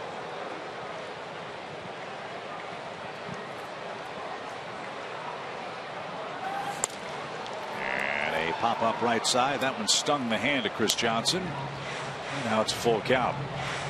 That might have been the cutter you were talking about earlier. It is. That's that 87 mile an hour, 88 mile an hour cutter that looks like a 4-seam fastball. And it's like a heat-seeking missile in on the right-handers. Cuts in on them with 4-seamer action, and that's why righties only hit 249 off Lester, while lefties hit at a better clip at 277, even though Johnson right there striking out on the high fastball. At 92 miles an hour. 1 out, bases empty. Time for our Coors Light Cold Hard Facts. And the Cold Hard Facts tonight. Braves work against left-handed pitching. These guys have given Atlanta some trouble. Braves against lefties this year, 6-8 against left-handed starters. Out of play, foul, strike one. Not surprising when your top hitters are left-handed. Freddie Freeman, Nick Markakis, for example, Jace Peterson, A.J. Pierzynski. Speaking of Freddie Freeman, got some better news from John Hart last night. Chance that Freddie could go out on a rehab assignment as soon as Sunday. When he goes out, it's expected it'll take somewhere in the neighborhood of 10 games. Make sure that wrist is sound and ready to go. And might be looking around August 1st or so for the Braves first baseman to return to the lineup. That will be good news for Freddie Gonzalez. Kelly Donson did a really nice job in the clubhouse just owning that and saying, yes, we really do miss Freddie Freeman. Saying that it reminded him of when he was in Tampa Bay and Longoria went down. When you have somebody that has just that kind of presence in the lineup and then they're missing for a long period of time. A little bit of chaos figuring out roles, and the other pitchers are not having to face Freeman, and so the offense has suffered, and Kelly Johnson didn't stray away from saying that, oh, it's not a big deal. He says it is, but we have to deal with it and find a way for whoever is in that 3 or 4 hole to step up. He certainly did last night. AJ trying to coax a walk at the very least and bring up Uribe with a chance to tie the game. Full count pitch. Pop back toward us. And fan from Conyers made the catch.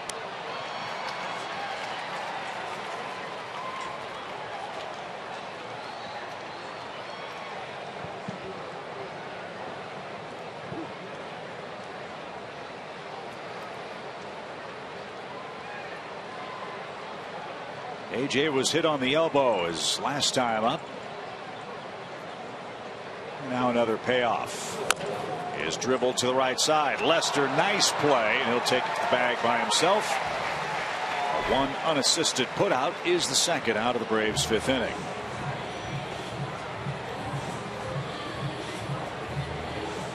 John Lester usually struggling when he fields a ground ball back to his position, even throwing to first. We've talked about the pickoff, so that one worked out well for him to catch it and carry it on through. I'm sure he was excited, and that's why you see the smiles.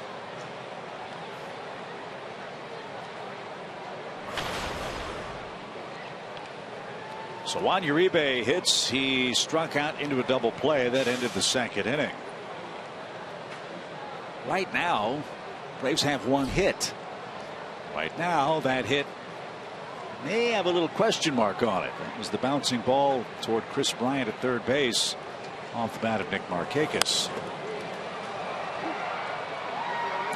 There have been many one-hitters in Cubs history. One of them the most dominating pitching performances in the history of the game. Kerry Wood's 20 strikeout game.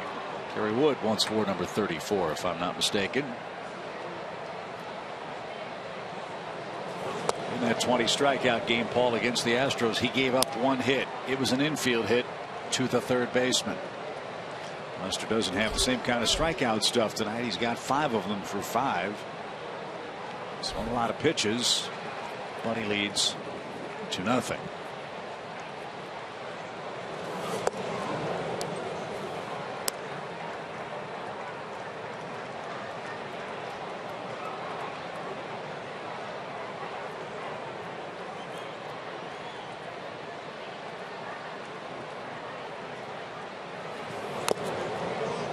That's off David Ross. Foul. 2 balls, 2 strikes. Cardinals are beating the Mets tonight. That's good news. 5-0 St. Louis, 5th inning at Busch Stadium. The Nationals beat the Dodgers 5-3 in what was a suspended game from last night. Light failures at Nationals Park. Did he swing? No swing. And in the nightcap, the Dodgers rallied to win 4-2 behind Clayton Kershaw.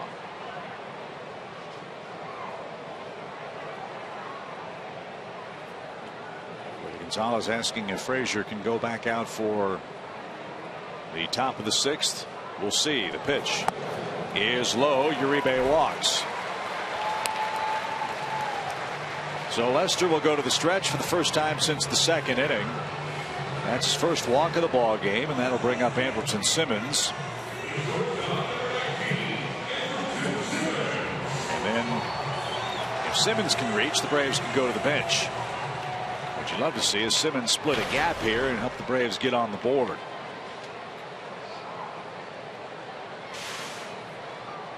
An extended offensive drought for the Braves shortstop. Simmons 8 hits in his last 60 at bats.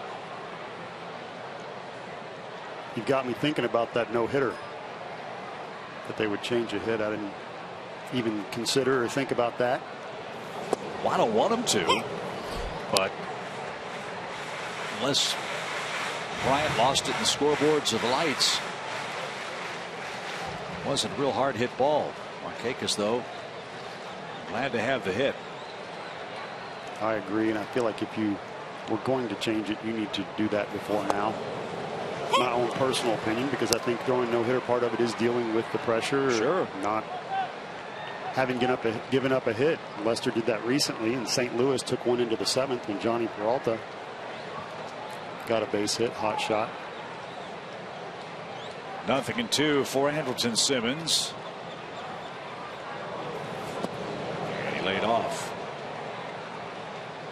If Andrelton can reach, Pedro Siriaco's in the on-deck circle. He would bat next.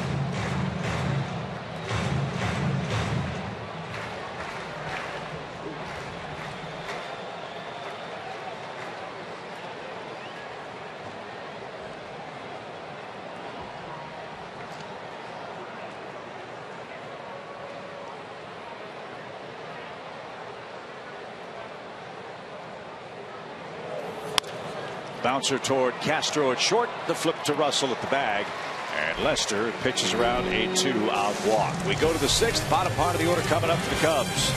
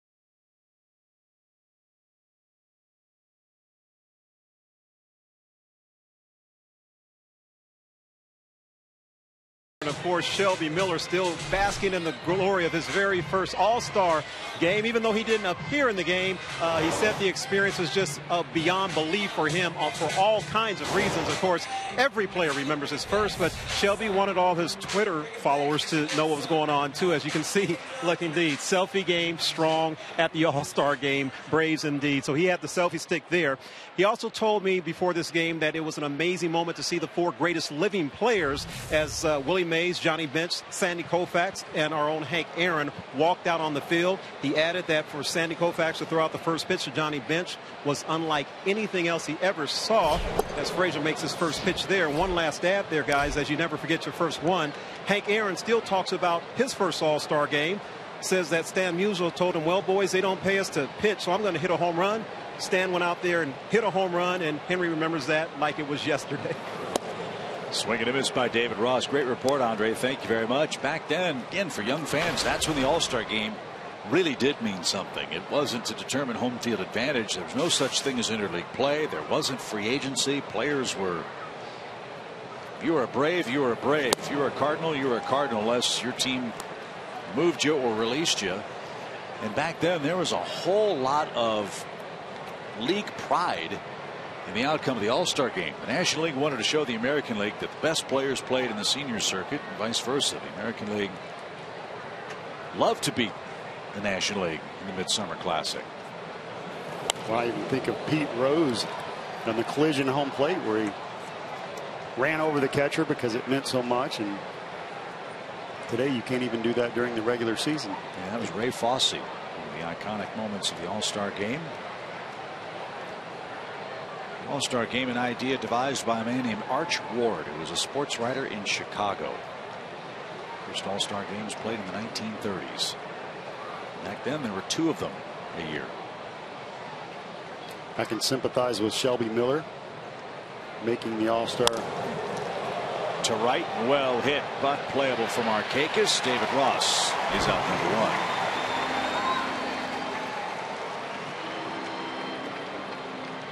Andre, I was saying I can sympathize with Shelby Miller making the All-Star team in '99. Bruce Bochy, my manager, I warmed up twice to go in the game if we tied it, but I too did not get to pitch. But it was the All-Century team in '99.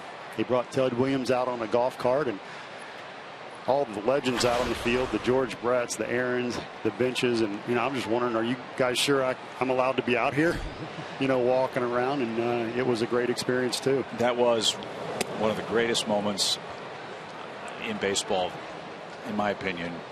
Watching Tony Gwynn help shepherd and obviously frail Ted Williams around Fenway Park, helping point the way so that he could throw out the first pitch for the All-Star game.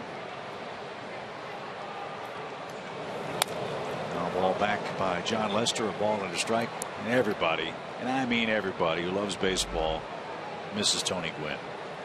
Really do. And had the fortune to pitch against Tony Gwynn and give up a bunch of hits to him, which is now an honor. And then met Ted Williams at the White House in '91, played for LSU. We won the national championship. It was the 50th anniversary of DiMaggio's hit streak, and Ted Williams hitting over 400. Got to shake President Bush's hand, and then DiMaggio, and when I shook Ted Williams' hand, it was like John Wayne. He had the choker and big, strong grip. And then years later, 8 years later, when he came out in that golf cart at the All-Star game, much more frail and had tears in his eyes. And you could see deep, deep appreciation for the way everybody treated him. Because it wasn't that way all the time with Ted Williams and the sports writers, more so than anything else in Boston. Boston's a great sports town, tough sports town. Writers tough. And at times Ted Williams had a very prickly relationship with the ink-stained wretches, as I believe he called them. And all due respect to the great Henry Aaron, no one will ever know the answer to this question, but had Ted Williams not served 4 years in the military flying combat missions, how many home runs would Ted Williams have hit? How many more hits would Ted Williams have gotten? Crazy to think. And you know what? They had the shift played on Ted Williams because he pulled the ball all the time, and he still hit over 400. Lester serves that one into shallow left center field. Who wants it? It'll be Maybin. He's there. That's the second out. The Ted Williams shift invented by another player manager, Lou Boudreau, the Cleveland Indians. So Frazier's gotten 3 hitters to strike out, fly out, and pop out. He's given the Braves a big inning here in the 6th. His spot's due up in the bottom half of the frame. Let's see if he can retire Addison Russell and complete a perfect Braves debut. Russell's grounded out and struck out.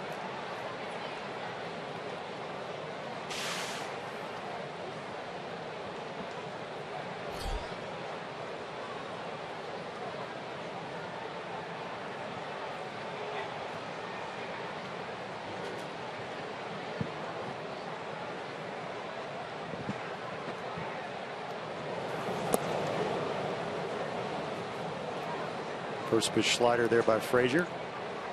He's got the slider, the sinker ball. Used to throw in the upper 90s. Now throws in the low to mid 90s. Braves glad to have him to solidify that bullpen.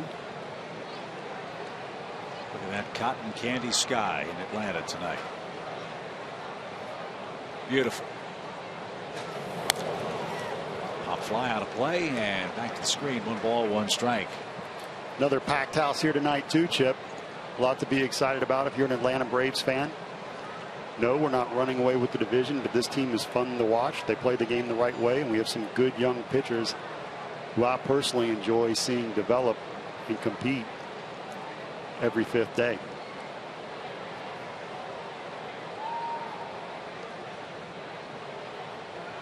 Cubs lead 2-0. Single runs in the 3rd and 4th. Braves have 1 hit. John Lester's been very, very good. That just missed. 2 balls and a strike. Mentioned earlier, for just joining us, Manny Banuelos, 4 2/3 innings of 2-run ball. Jason Frazier, the 51st different man to wear a Braves uniform this year, a new franchise record. He's got good stuff. That's sunk out of sight. 2 balls, 2 strikes.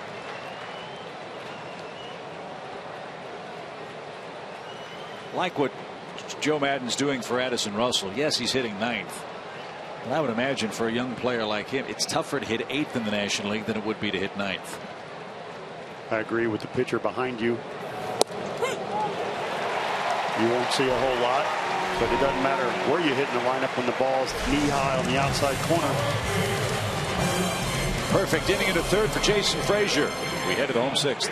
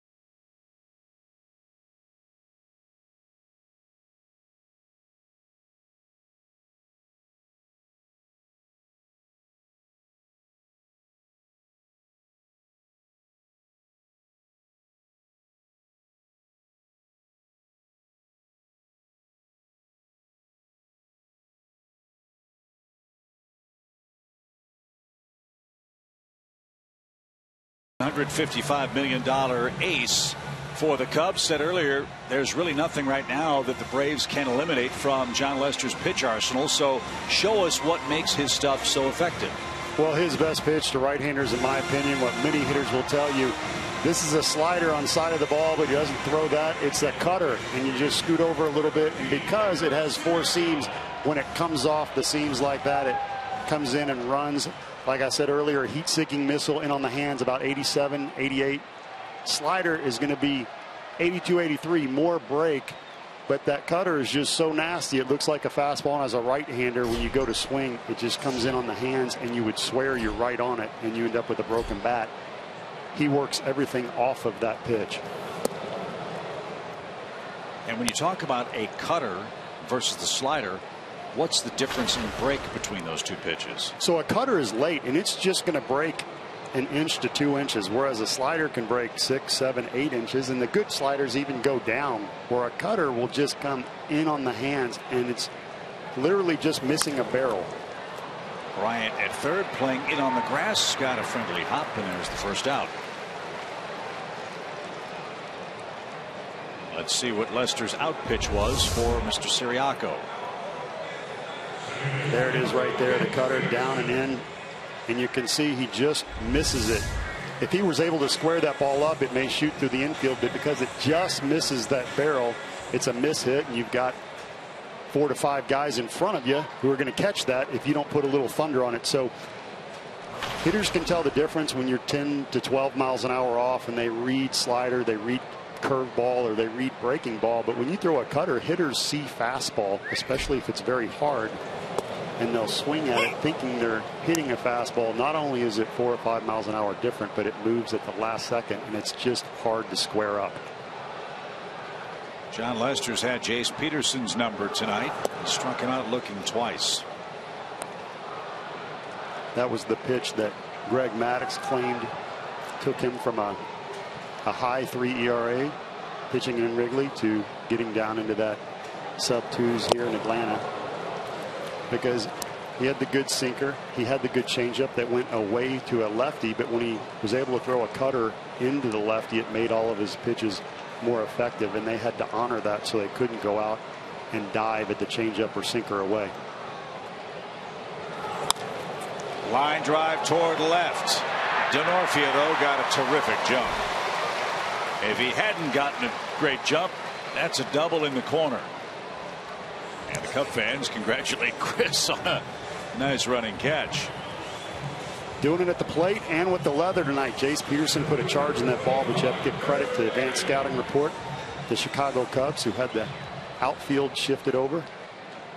Again, Ted Williams, that's why that was so impressive to me, is because they knew where he was going to hit it, positioned the defense, and they still couldn't get him out.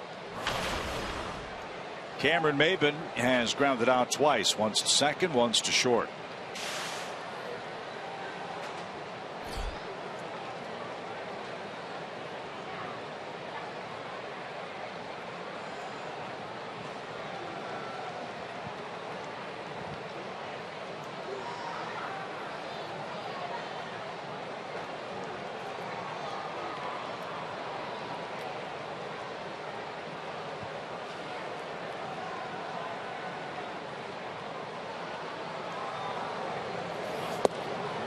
In 1 ball, no strikes.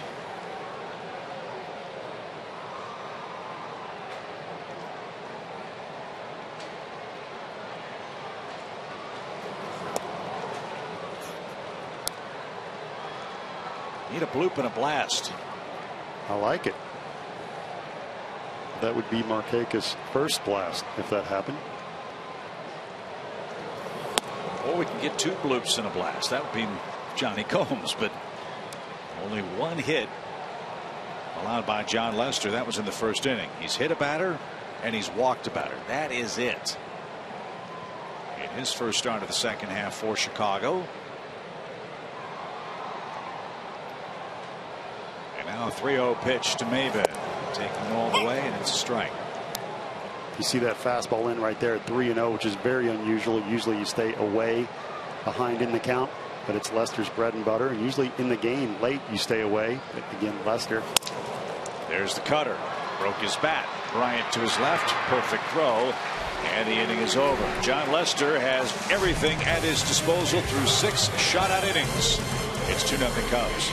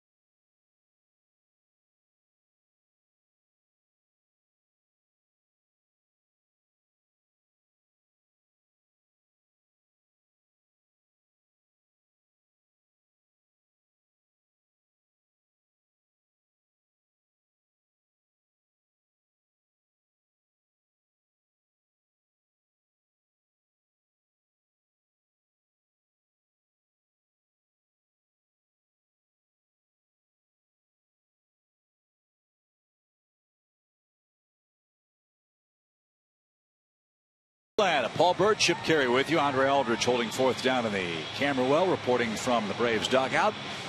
And all year long, our friends at Delta Airlines get us from city to city. We'll be off on a long road trip to end the month of July. We head to St. Louis, Baltimore, and Philadelphia beginning Thursday. Still some work to do with the Cubs. Then the Dodgers are in town. And speaking of the Dodgers, when they come to Atlanta for their lone visit Tuesday night, it's Freddie Hugg's bobblehead night. First 20,000 fans through the gates get a bobblehead featuring Freddie Freeman hugging Johnny Combs. Don't want to miss out on this limited edition event. Get your tickets online at Braves.com today. That is a dog. And I think he did it right, too. That's exactly how I like it, Chip. Mustard, ketchup, and relish. He didn't get cheated. No. What? We have rules in this booth, as you see David Aardsma. These were handed down from the great Joe Simpson. Fill me in. Us on Monday. Number 1, no hats on dogs.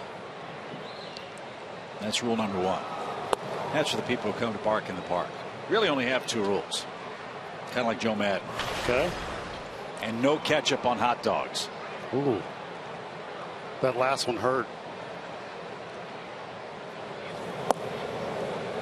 You were talking to a guy who grew up in Louisville, Kentucky, Father Larry Bird, a policeman, who would give his son ketchup sandwiches and tell him, and all it was ketchup on white Wonder Bread, and he would convince me that it was the best meal I could have.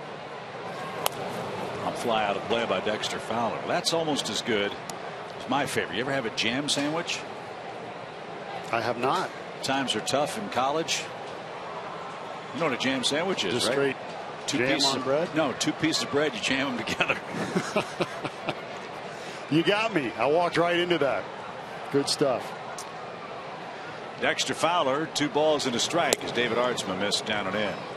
By the way, as we discussed earlier, the biggest play in the game from John Lester's perspective came in the first inning. An infield hit for Nick Markakis. Here in the 7th inning, that has been changed to an error. So at this moment, officially, John Lester has a no-hitter through 6 innings for the Chicago Cubs. And David Aardsma has just walked the leadoff man in the 7th. And my question, Chip, is the scoreboard says 1 hit. So if I'm pitching and I'm sitting on the bench, I'm thinking, and they just changed it. And here we go. And no one is going to walk over to John Lester and make sure that he saw that change. So all of a sudden, this game takes on a little more urgency. And I'll bet John Lester just saw that change on the scoreboard. And now he's going to start to pace and ponder the 3, 4, 5 hitters for Atlanta after the 7th inning stretch. High pop fly by Chris Bryant, and it is Nick Markakis in right field, and he's got it for the first out. Fowler faked in advance, but he's not going anywhere. Throw back to first just in case, and there's your first out. I like how Simmons threw that ball over there. In this game, you can't assume anything. Fowler turned his back on the infielder, and Simmons with the heads-up play. Even though he didn't get him, I like that. It sends a message to everybody on both sides. Well, he's gotten a couple of guys on that play this year, so you know that's in the scouting report for Chicago. And Fowler back easily. Here's Rizzo. Big decision in this game came by Manny Banuelos in the 3rd inning. 2 outs, 2 strikes. Base open. Threw a hittable pitch to Rizzo, and he smacked one through the right side for a run-scoring hit. That brought home Chris Bryant for the first of 2 Chicago runs. And he's an all-star for a reason in Chicago. You see the home run 16 first, average 295 at second, which is rare to be knocking on the door with both average and home runs. You see the RBIs at 48, doubles first, slugging percentage first. And what shocks me is not trying to take anything away from Rizzo. He's fantastic. But Chris Bryant with the RBI total, getting there a month late. He's in first. You can see the frustration on Chris's face. He would like to launch one here.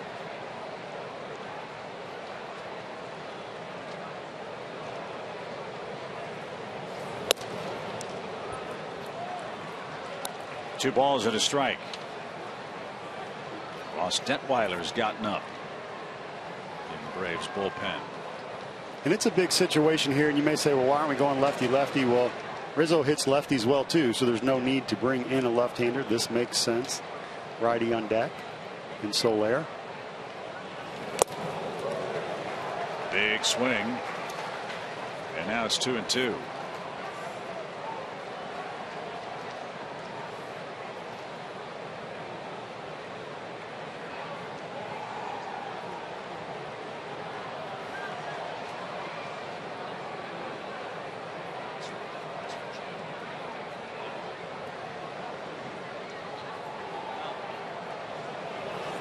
Swing and a miss. Rizzo chased and didn't get it.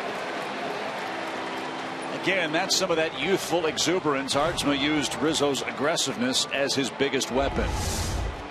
Rizzo chasing a ball that's a good 6 inches off the plate. That's a little uncharacteristic for him because he is very patient and has a good approach. But in that situation, he could not resist. And nice job by David Aardsma just putting that ball off the corner with the little heat. That's the second out. Now Soler's the batter. He's 1 for 3. John Lester gave up what was scored a base hit in the first inning of this game. Moments ago, that hit was taken away and changed to an E5. So as of now, the Braves have no hits.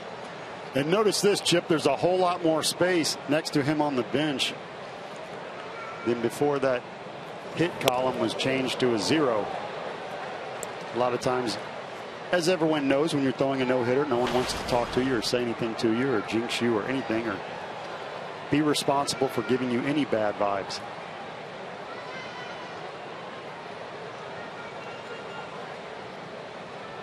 One ball, no strikes for Soler. Runner goes. Swing and a pop up out of play.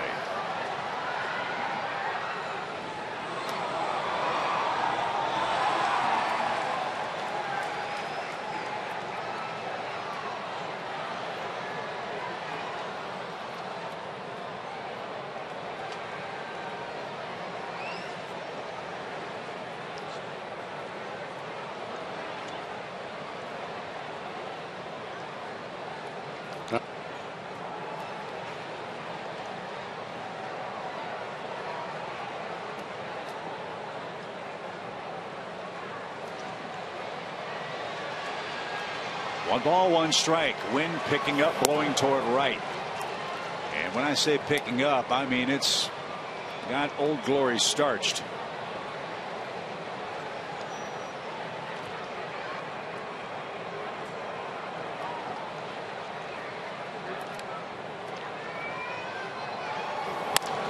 Fly ball. Wind's going to push that toward the stands and into them. A fan from Skokie made that catch. A lot of Cubs fans here tonight.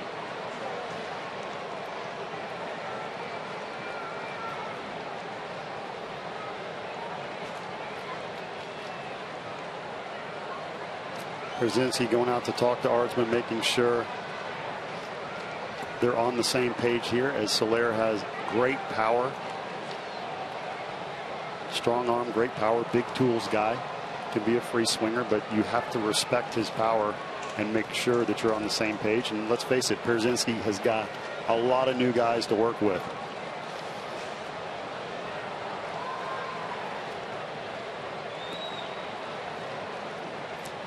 There's that split grip. And the reason for that is you always get the toughest pitch to grip first and then adjust off of that. See fastball up and in, he didn't go. If you get the fastball grip and then you go to try to get a split in your glove, you'll have to dig for it. The hitters pick that up, so then your choice is to dig on every pitch when you go to get the split, or just get the hardest grip before you start and switch to a fastball, which isn't as noticeable in the glove. Full count pitch from Ardsma to Jorge Soler. Runner goes. Strike 3 called. That's your inning. So, John Lester, the stage is yours. A no-hit game. Interestingly so, as we head to the home 7th.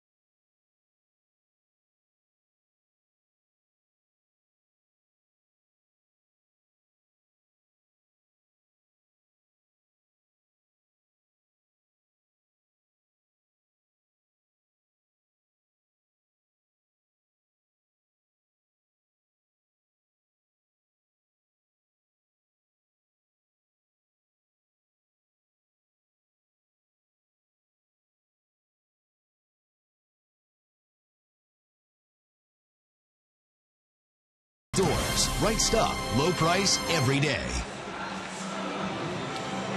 Well, there's your storyline. Jack Wilkinson is the official scorer tonight at Turner Field. In the first inning, Nick Markakis batted for the Braves. With a man at first, he hit this little chopper toward Chris Bryant at third. Came in 5 steps, tried to backhand it, couldn't field it cleanly. And Nick Markakis was credited with the first hit of the game. In the top half of this 7th inning, that scoring decision was changed to an error at third base. And so now John Lester, with 1 career no-hitter to his resume in May of 2008, takes a no-hit bid into the Braves 7th. And who would come up to the plate but Nick Markakis, who may be a little frustrated that that was changed as the hit got taken away from him. And now it's on. Let's see if he can remove all doubt with a sharp base hit. Again, the wind really is going to favor the left-hand hitters. If you can elevate a baseball, it's going to fly toward the right field foul pole. And out of play to the screen quickly. No balls, 2 strikes. So even though we're in Atlanta, all of a sudden this has become a very Wrigley Field-like weather scenario. And here's how crazy this is. That pitch is actually going against his cutter.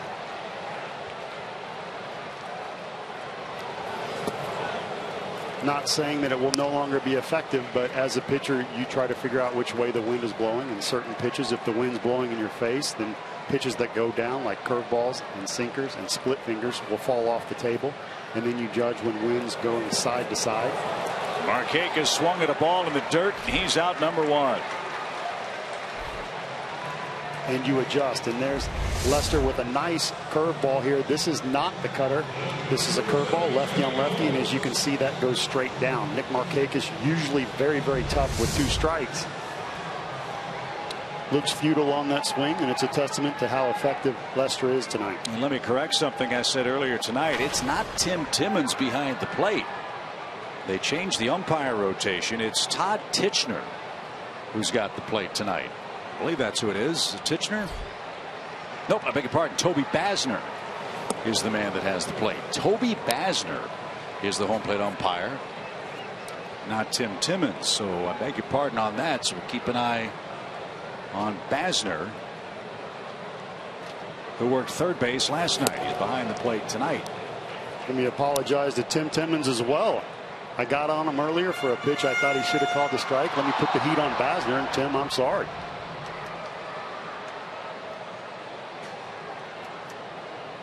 Two balls, no strikes for Johnny Gomes, who's 0 for 2. And that caught a corner. 2 balls and a strike. You see that pitch at 92 miles an hour. Now that's a very hard cutter. The ball running in. Lester with 9 groundouts tonight and only 1 fly out.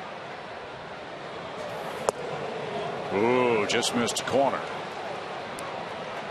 The dicey spot for Lester is this. He can pitch carefully, but not too carefully, because he only leads by 2 runs. 3 balls and a strike. Swing and a fly ball down the left field line. Did he keep it fair? It's foul. It's foul by an eyelash. The crowd going crazy right now. This is the cutter in. Gomes looking for it. Barrels it up nicely, but just pulls it foul, and that ball was crushed. That's got a frustrated hitter. Got the pitch he wanted. It was a little early. It is, and a lot of blue shirts high-fiving right now in the crowd as Lester keeps it going. Swing and a miss. Gomes is down on strikes. That's number 7. If you wondered who the last Cub to throw a no-hitter was, it's an interesting story. It was Carlos Zambrano. Did it in September of 2008. It was against the Astros, but it wasn't a no-hitter that took place in Chicago or Houston. The game was played in Milwaukee, a neutral site game, because Houston was under siege from Hurricane Ike. In fact, Zambrano's no-hitter is the first ever neutral site no-hitter in baseball history.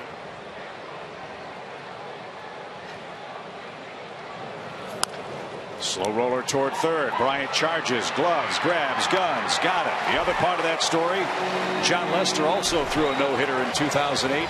The only one he's got in his career. He's working on one tonight. He's through 7 and leads 2-0.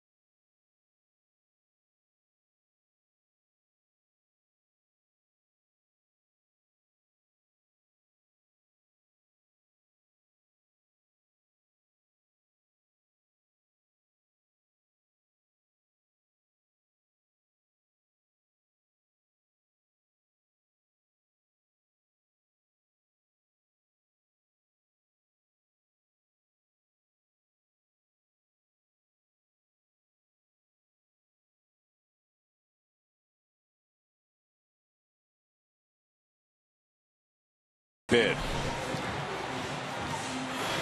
And let's get back to our trivia question. Over the last 8 years, John Lester has 109 wins, second among left-handed pitchers. Which lefty has the most wins during this time? I said Clayton Kershaw, but I don't think that's the answer. I'm not going to stay with Kershaw. I'm not sure that he pitched that long enough. You know where our fallback is whenever we have a left-handed pitcher? Answer is it's Mark Burley. That is a great guess. I would agree. I'll go with Mark Burley as well. And of course it's wrong. It's CC Sabathia. Okay, and it's It's my former teammate in Cleveland, which I should know that, but hasn't he been hurt the last couple of years? Not the same guy, is he? Not throwing 97 anymore. I am shocked. If I can't get trivia questions right on my own teammates, then I'm in trouble. Don't worry. We don't get them right too often up here either. Welcome to the club. Wow. So David Ardsma back at it. Chris Denorfia, the hitter for the Cubs, who lead 2-0. Whenever the flags start blowing from left to right across the diamond at the ballpark, that means bad weather's approaching. I mean, looking at the radar, we're talking big time rain. So if you're west of us in Atlanta and some lightning starts to flash overhead, give us a call. Let us know if your cows are laying down or standing up. That way we'll know how bad the rain is. So if I'm John Lester right now, I don't want any more runs. No. I want to get back out on the field and try to make it happen. Not that you're selfish thinking of the no-hitter, but it is something that you're concerned about. And if you're going to win, hey, let's just make it happen quick. But you know, the baseball gods sometimes have a way of coming back and biting you, don't they? If you don't play the game the right way, many times bad things happen. So have you ever had a no-hit pull? Have you ever? This is pretty good timing because in 2007 in Progressive Field pitching for the Indians, I was one strike away from a no-hitter when the hitter stepped out, called timeout, and the snow came, and it was snowed out. Really? Yes. So I almost had a snow hitter. That was bad. Not quite as bad as some of Smoltzy's, but it was bad. But the point I'm making is I'm pitching against Horacio Ramirez, by the way, too, for Seattle, who's now in the back room with the Braves doing a great job on replay. And they told me, they said there's a huge snow drift, wave, whatever coming. You just got to go out there and get outs. And I walked 3 guys, got 2 outs, 1 and 2 on the hitter who stepped out and complained, and the rest is history. And as it snowed and everybody walked off the field, I stood out on the field, and the whole game was canceled. Bob Fly had a play. So when we replayed it, I didn't even get credit for a start of 4 innings. Stay hot. Bob Feller was the only other opening day pitcher who had in Cleveland's history that had a no-hitter on opening day. And well, this one, if Lester finishes it off, and we hope he doesn't, from the Braves' perspective, as this one's looped into shallow center by Castro. Maybin lays out and makes a gorgeous diving catch.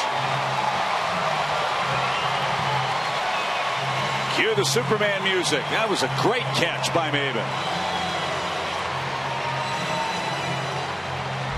Well, everybody loves hustle, and we know Cameron Maybin can do it with the bat. He's got the wheels. What a great catch laying out right there. And he told everybody before the game in a race he thought he was the fastest Brave. Jace Peterson had a little something to say about that, but after that catch, my money's on Maybin. Great hustle, great catch. So David Ross, the batter. Ross is 0 for 3. And he takes a strike. 2 runs, 6 hits for the Cubs. No runs, no hits for the Braves in the 8th. A first inning hit changed to an error. And I think at the time we thought that could have been a play made by Bryant. He didn't. And on a play foul, it's a ball and 2 strikes. That kind of play is an official scorer's nightmare. And Jack Wilkinson's been doing it a long time. I'm sure he will be asked what forced his change of mind on the play after tonight's proceedings. The pitch is high inside, 2-2. That's one of those plays that could have gone either way. It's like the ball that's 1 inch off the corner. Is it a strike or not? Did it clip it? I could have seen them calling it either way. But you wish they would have done it differently and called it earlier. But as long as the scorekeeper believes he is getting it right after he has more time to think about it instead of 5 to 10 seconds, then I'm okay with that too. Yeah, and look, if we're going to have replay for the umpires, the official scorer does have the right to change a call after the game or during the game. That's the privilege of the job. Pitch. And out of play, foul. It's still a full count for David Ross. And that job, believe it or not, is a thankless job. It is not easy.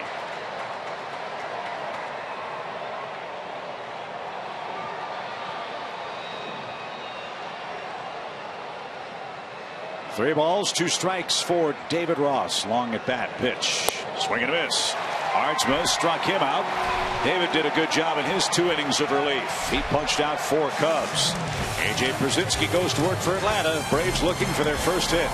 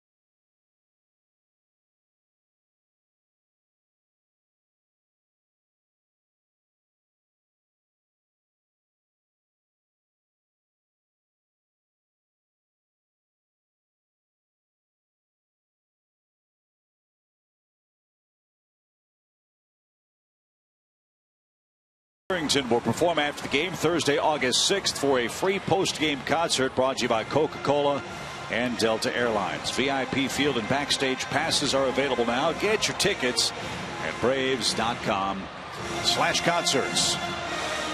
So again, all eyes in the baseball world. Look at John Lester. He's got the 6, 7, and 8 hitters coming up for the Braves in inning number 8.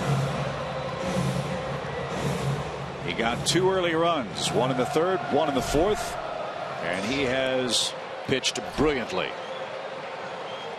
We talked about it, Lester, in this situation in St. Louis a few weeks ago when Johnny Peralta came through with the base hit.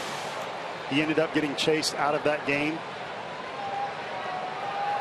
He has been a machine tonight, executing, hitting all of his spots with all of his pitches and relying on that cutter that we saw right there at 91, which has been dominant.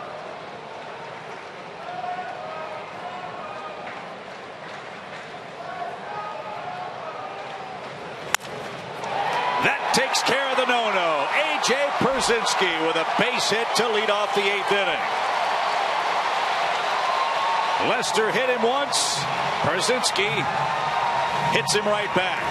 And now the tying run will come to the plate as Lester readies himself for pitch number 100.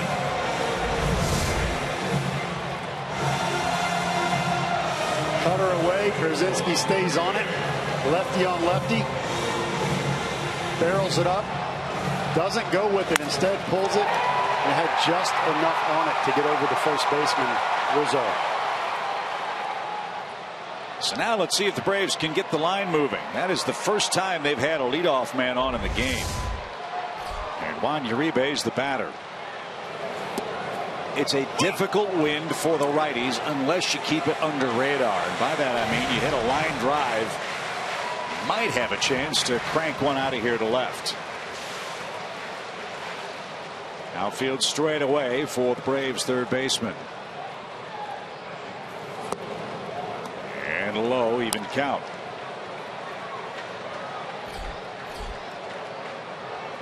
One long inning for Lester. It was the 5th. Braves had the bases. Take that back. Braves had 4 hitters come up. Some deep counts. And late swing. It's where you have to be careful in the game. Lester with over 102 pitches just lost the no-hitter. There may be a little bit of a letdown. Only has 2 runs to work with, so mentally he has to get right back in it.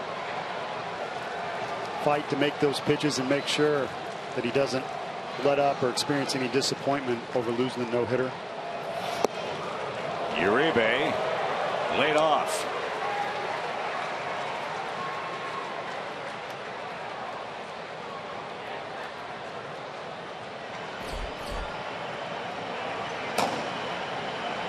See Hector Rondon warming up in the bullpen. Came in last night and was filthy. Full count. Lester wanted that pitch.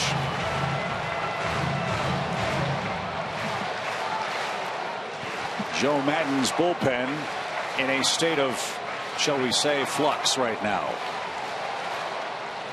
Lester, a 3-2 pitch. Uribe, fly ball, well hit left center. Fowler got there on the track. The wind held it up. Otherwise, that would have been 10 rows up. The wind allowed Dexter Fowler to track it down. And there's the first out. Well, you're right, Chip. There's the cutter in, but he leaves it over the middle. Uribe thought he got it. And if the wind's not blowing, this is going to go out around the 380 mark. But the wind pushes it to center field, blowing from left to right, allowing Fowler to chase it down, who looks like a track star right there and made a beautiful catch. Like they say at Wrigley, what the wind giveth, it also taketh away. And that ball was vaporized by Uribe, but it's a long, loud out. Now Simmons hits and takes inside, ball 1. I've always thought, and as most managers believe, you want to have a strong catcher defensively, shortstop and center fielder strong up the middle, and you can see why. Catcher's doing a nice job tonight framing some pitches. We've had some great plays in center field. It doesn't happen if you don't have that incredible speed, and then you see Simmons making plays and showing that good arm in the hole at times. And now David Ross coming out to talk.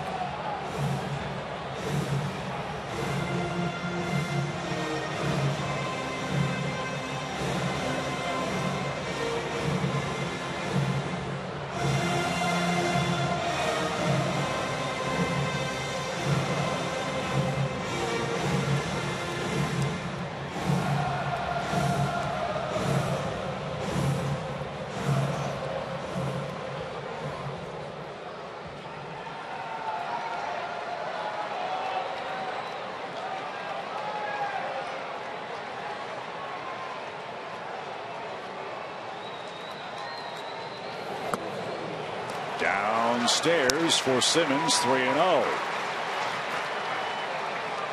Yuri Perez is on deck. He had the big 8th inning hit last night.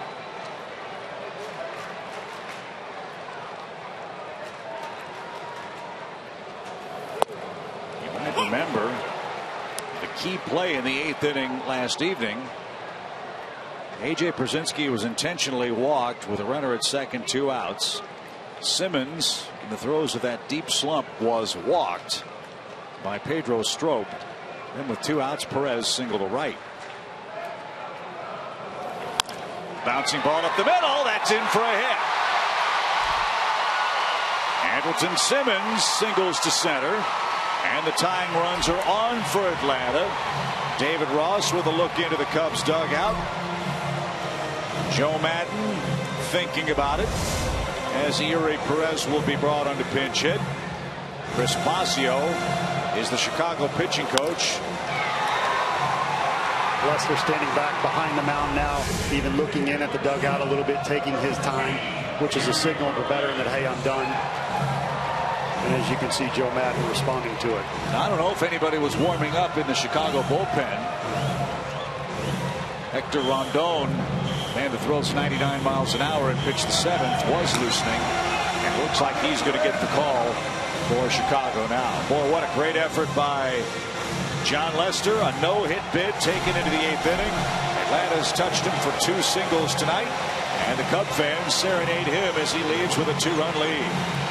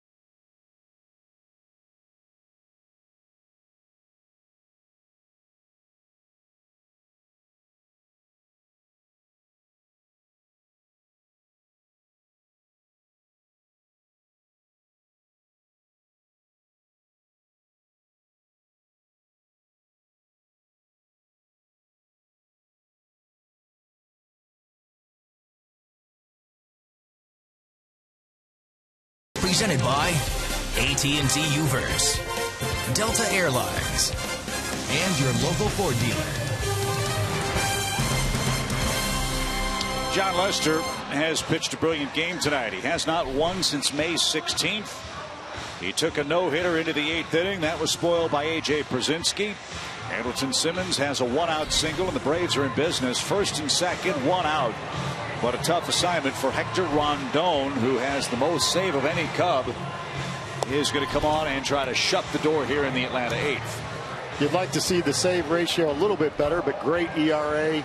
Walk to strikeout ratio, fantastic. Joe Maddon has said they're kind of doing the closer by committee. I don't know if Rondon will throw the 9th or not, but I certainly agree with bringing him in this situation with the game on the line, because he was absolutely dominant last night. Yeah, sometimes the game is decided in the 8th or the 7th. You just don't know. And Joe Maddon's going to bring on his power arm to face Kelly Johnson, who grabs a bat. We know Kelly can hit anybody's fastball. Let's see if he can launch one. Again, with the wind blowing toward right, if he can elevate one, he could turn the game around with one swing.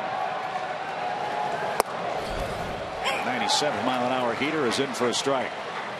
I've often felt that the closer needs to be not necessarily velocity wise, but the one that when he comes into the game, there's a sigh on the bench because no one wants to face him. And I think if the game's on the line in the 8th, you should bring him in then. Why wait till the 9th? Because you may not get to him. Right out of play. It's 0-2 just like that. Mentioned the Cubs bullpen's in a state of flux. They've made a move to address that. Rafael Soriano, the former Brave, former Mariner, former Nat, is in the Cubs minor leagues, and he may be with the big league club within the week. Kelly Johnson 2 for 3 yesterday. I said last night that he's not hitting 380. He's hitting 280, but you know what? Those hits have been solid. Some big time home runs, getting on base in key situations. He seems to always be in the thick of the Braves making something happen and having a big inning.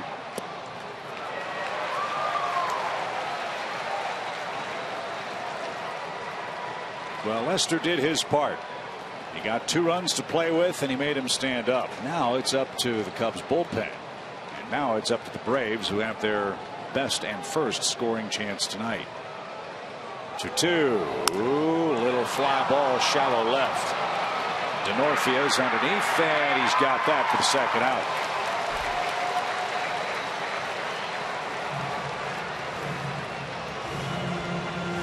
There's out number 2. Jace Peterson. He's the happiest man in the ballpark that John Lester's out of the game. Lester struck him out twice. Jace flied to left and is 0 for 3. However, here's a spot where Peterson has shined all year long. He's done excellent work with runners in scoring position for Atlanta. He's hitting .297 with men at second base or third base this year. Get one. If you can get one, build from there. And a slider strike. It's 0-1. 13 for his last 80, which isn't great. You see the numbers with runners in scoring position, but in this game you have to be able to handle those tough stretches, and it's nice to see Jace Peterson, who's played great every day at second base here for the Braves, have a chance to work out of this, mature, get better, and learn. Has to be able to deal with the rough stretches. Be a nice time for him to break out, you think? You bet. Rizzo hugging the line at first base for the Cubs. Outfield straight away. Plan to pull on the infield. Pitch. And fouled back. Peterson down to his last strike. It's 1-2.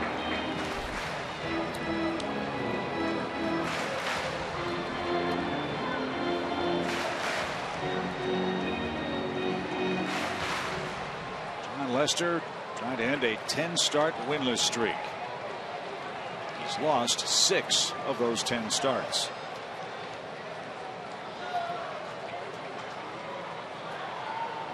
One-two. Strike 3 inside corner. Peterson caught looking for a third time. And the Braves strand a pair in inning number 8.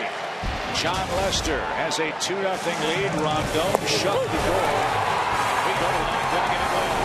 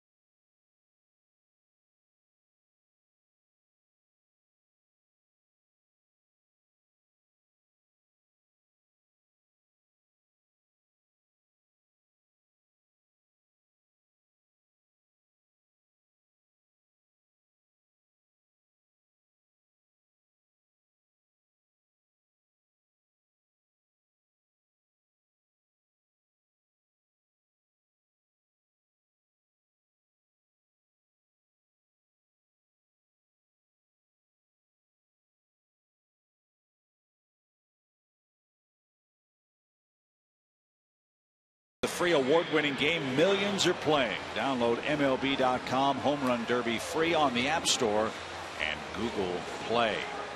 Game 2 of the series in Atlanta. Banuelos versus Lester. Hard to top the pitching in this one.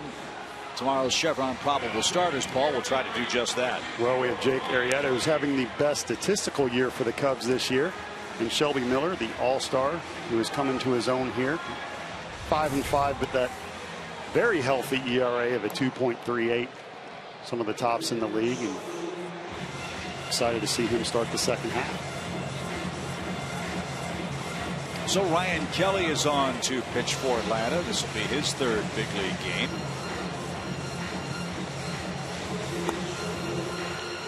Kelly pitched in the 6th inning last night. Gave up a hit.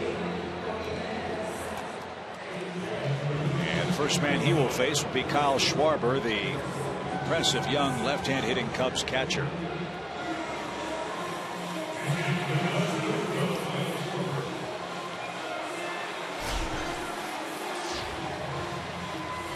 Schwarber came up last night and went 3 for 4. You can see that season average right there. Not a ton of plate appearances, but enough to know that this young man's swing is electric. The 4th pick in the draft last year. And I would have said, Chip, if he went 0 for 4, I would be saying the same thing because of his swing. First pitch launched towards center. And Maybin hardly had to move. There's out number 1.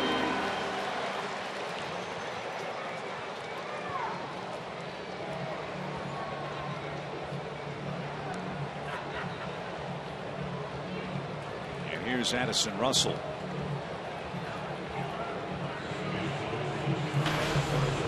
Russell's 0 for 3. He struck out a couple of times. 10 more strikeouts by the Cubs offense in the game. They scored a single run in the 3rd, a single run in the 4th. That was enough for Lester and Rondon. We'll see who comes out for the 9th. The Braves will have Maybin, Markakis, and Gomes. And a base hit by Addison Russell. Young Cubs second baseman has his 2nd hit of the series. And he'll stand at first with 1 out.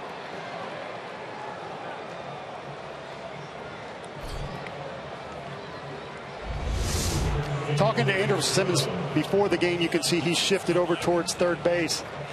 This ball was hit pretty well, had enough on it to get by him. One of the things that he said is with all of the new pitchers coming in, you have to get a feel of where to play. You have to get a feel for who is going to hit their spots more times than not. If Jim Johnson's in the game and is pitching in, he said, I know he's going to hit his spot in. And so I scoot over and I can make my play. So a lot of things go into these new pitchers showing up, not just the catchers getting used to them, but the fielders as well. So Dexter Fowler will flip around and bat left-handed against Ryan Kelly. Jason Mott, former Cardinal, is warming in the Chicago bullpen. Can't give him any more. It's 2-0 Cubs leading.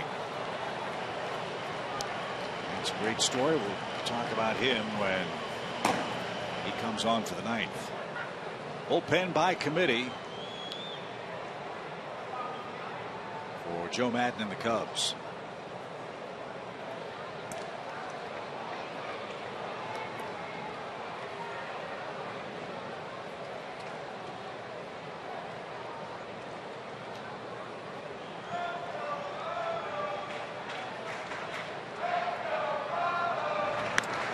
First play.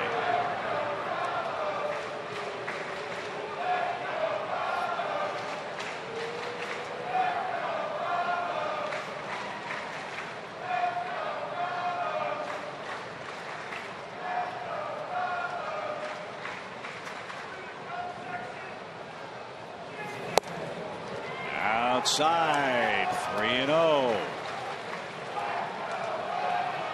Kelly's pitch is just mitching off that outside corner.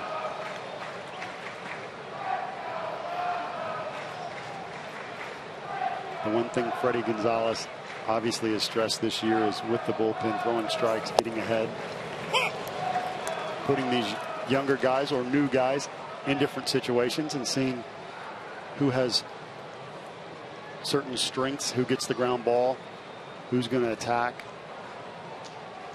And so Freddie's finding some of this out, and in a way just learning with some of these guys. Early in the season, walks and homers were a real frustrating problem for the Braves through April and May. Those 2 months, as the runner goes, the pitch is outside, doesn't matter, ball 4. First 2 months of the year, the Braves bullpen allowed 20 homers. They've allowed 11 in the last 2 months. Braves bullpen allowed 68 walks.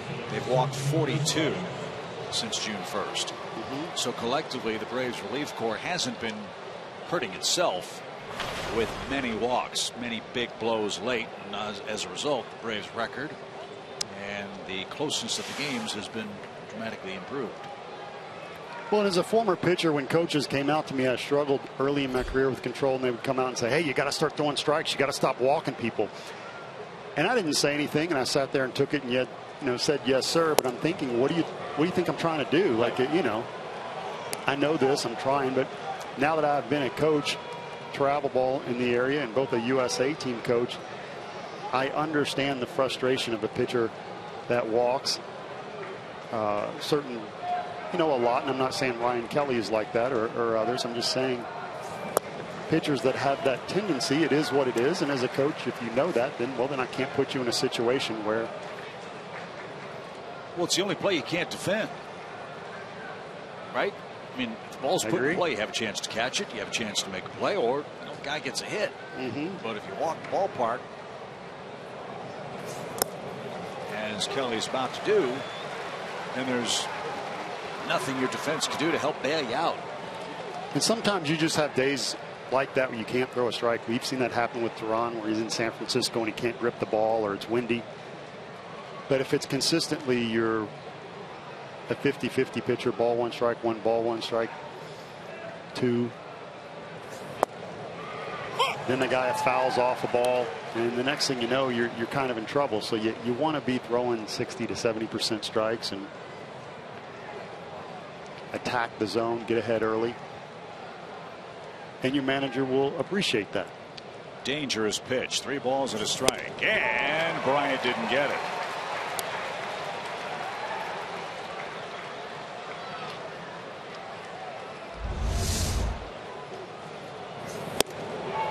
There's that pitch on the outside corner that Bryant struggles with.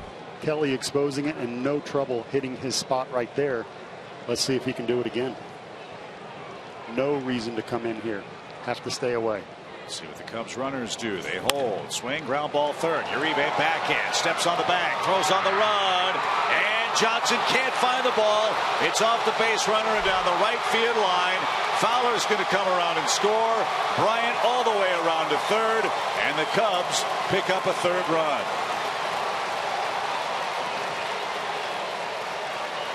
The Braves force Russell at third base for the second out of the inning. Bryant reaches on a low throw to first. Ball and base runner got to the bag at the same time. And Chicago extends the lead. Nice stop by Uribe, but he has to throw on the run like a quarterback. Chris Johnson not reading the hop well. As it skips up, and I think Chris will be the first to tell you at least need to knock that down. 2 of those plays eluded the Braves first baseman tonight. That one cost Atlanta a run. It's 3-0 in the ninth.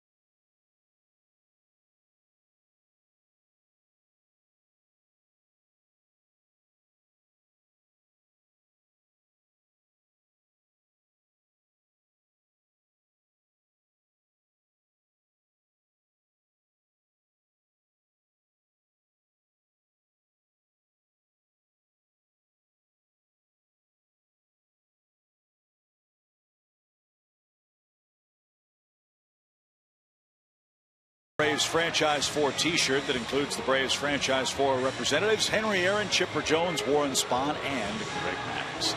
Packages start at $48 a seat. Go to Braves.com/franchise4 and take advantage of this limited time offer today.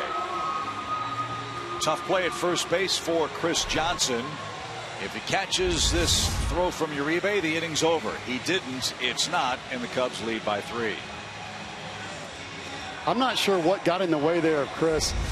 I didn't see it hit a lip. It did take a bigger bounce than expected, but I didn't see it hit a crazy lip. And, you know, he is a third baseman filling in for Freddie Freeman along with others. And again, I think he would be the first to tell you I at least have to knock that down to save a run. He couldn't, and on the fielder's choice E5, the Cubs extend their lead, and now Ross Detweiler is on to pitch. His second game in an Atlanta uniform.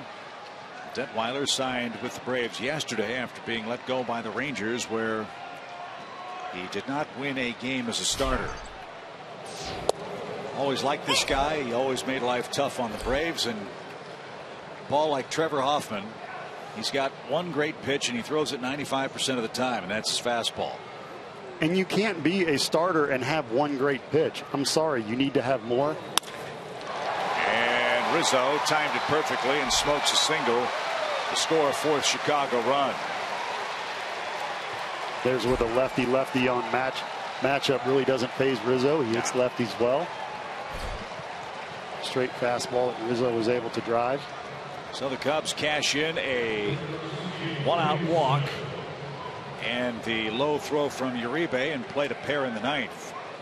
And now their lead's 4-zip. Now we'll see if Mott stays in for the Cubs, or comes in, I should say, for the Cubs to close it out in the bottom of the inning. Here's Soler with 2 outs. And he cracks one to right. Markakis does a 360 spin, and on the warning track calls it in to retire the side. The Cubs get 2 runs, 2 hits, a big walk, and a throwing error. It's now 4-0 after 8.5.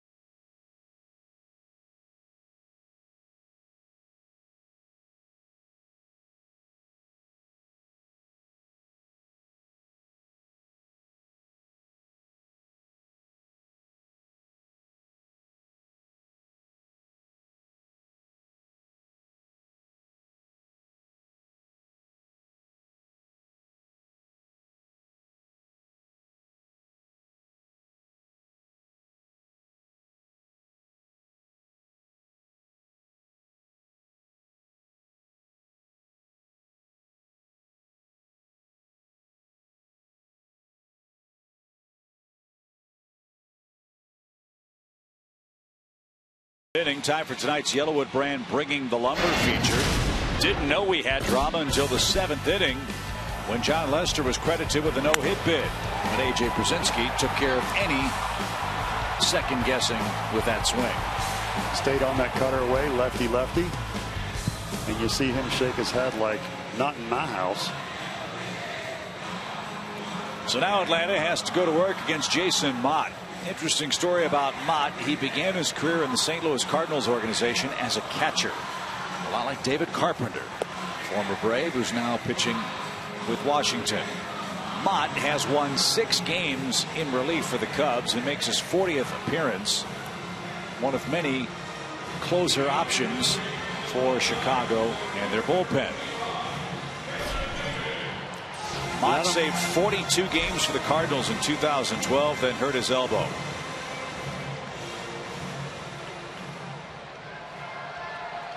I don't know if he has Rondon's fastball, but he definitely has the closer beard working there.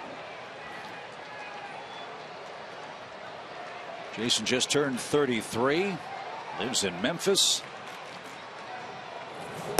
and delivers a strike. to Cameron Maybin. It's amazing to me how many former catchers make great pitchers. Thinking of Troy Percival, closer for Anaheim, threw from his ear, through gas. Bouncing ball out toward Russell, who had Maybin played perfectly. And there's the first out. Mott was drafted by the Cardinals in 2003 out of Iona College in New York. He was a 19th round pick.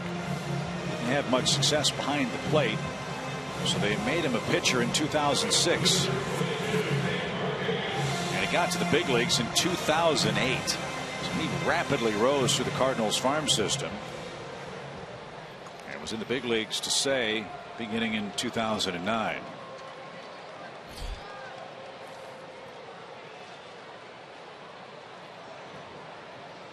Here's Nick Markakis. It was his play that led to some head scratching in the early innings. We talked about it at the time. Thought that could have been charged an error. Later changed from a hit to an error in the 7th inning. No balls and a strike. And Markakis a liner foul. Look out, folks.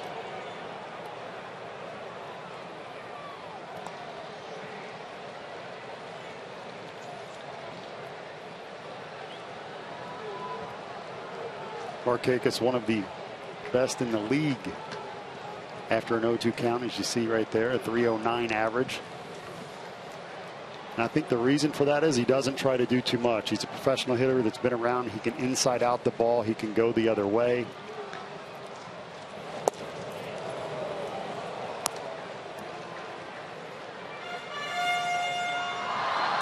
And it's certainly come in handy many times this year for scoring runs and coming up with that clutch hit. Still searching for that first home run, but I think he's having a good season coming back from neck surgery. Done a lot of things well.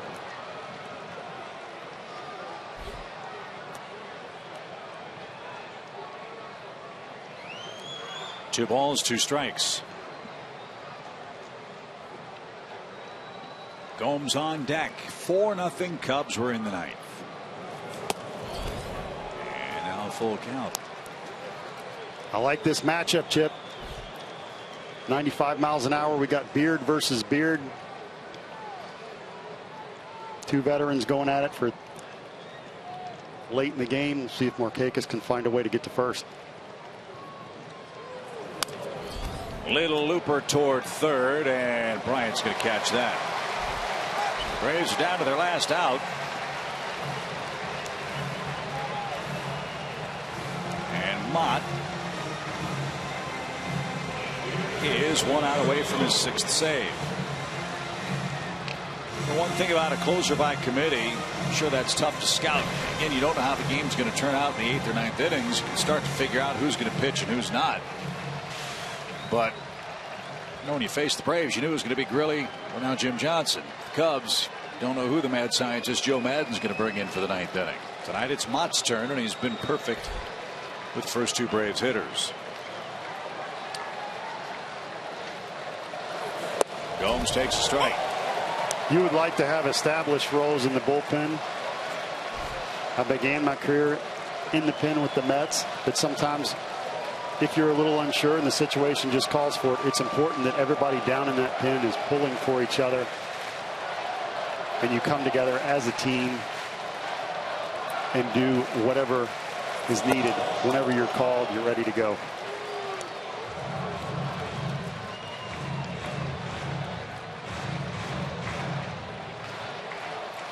One ball, one strike.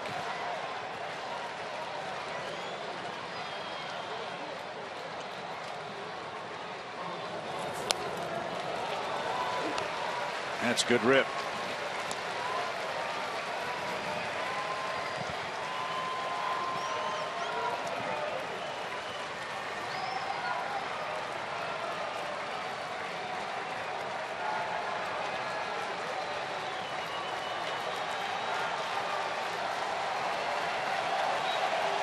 One ball, two strikes. And Mott brings it outside.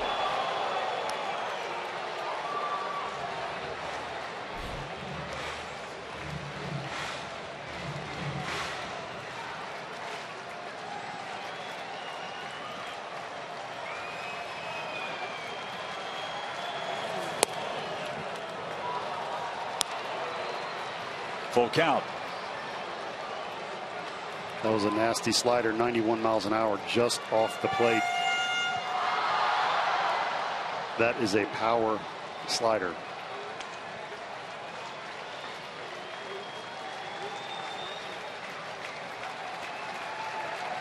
Now the 3-2 pitch. And ball 4. Braves are still alive in the 9th inning.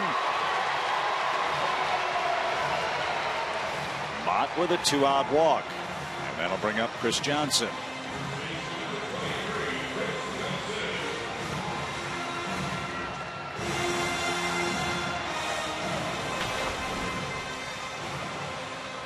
See Chris Johnson 0 for 3, ground out in the 7th.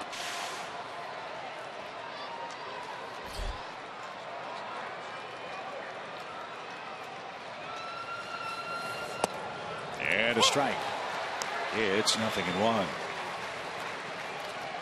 Chris, over the last couple of years, I believe, has had some of the best bat control in the team. Can inside out that fastball the other way. And when he pulls it, it's usually in that 6 hole. See if we can get one of those here. Took a shot at right. And it's ripped straight back at 95 miles an hour. As far as the bat control award this year, I would give that to Markakis. You can hit the ball to all fields and cut down on a swing and swing hard in the appropriate time. Right here, you're not looking for a 2-run home run. You want to get on base, keep that line moving.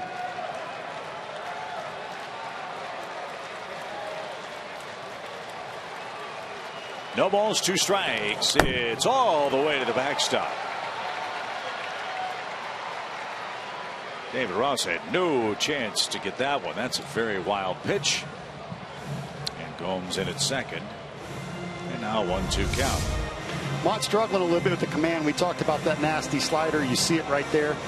Bouncing in the left-hander's batter's box. David Ross not having a whole lot of chance right there at it, as you alluded to. And he tried to Johnny bench it. He had no shot. One ball, 2 strikes.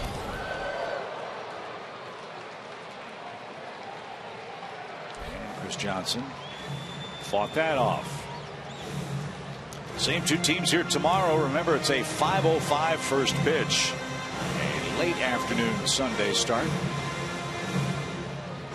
Shelby Miller and Jake Arrieta, 2 real good pitchers, get after it,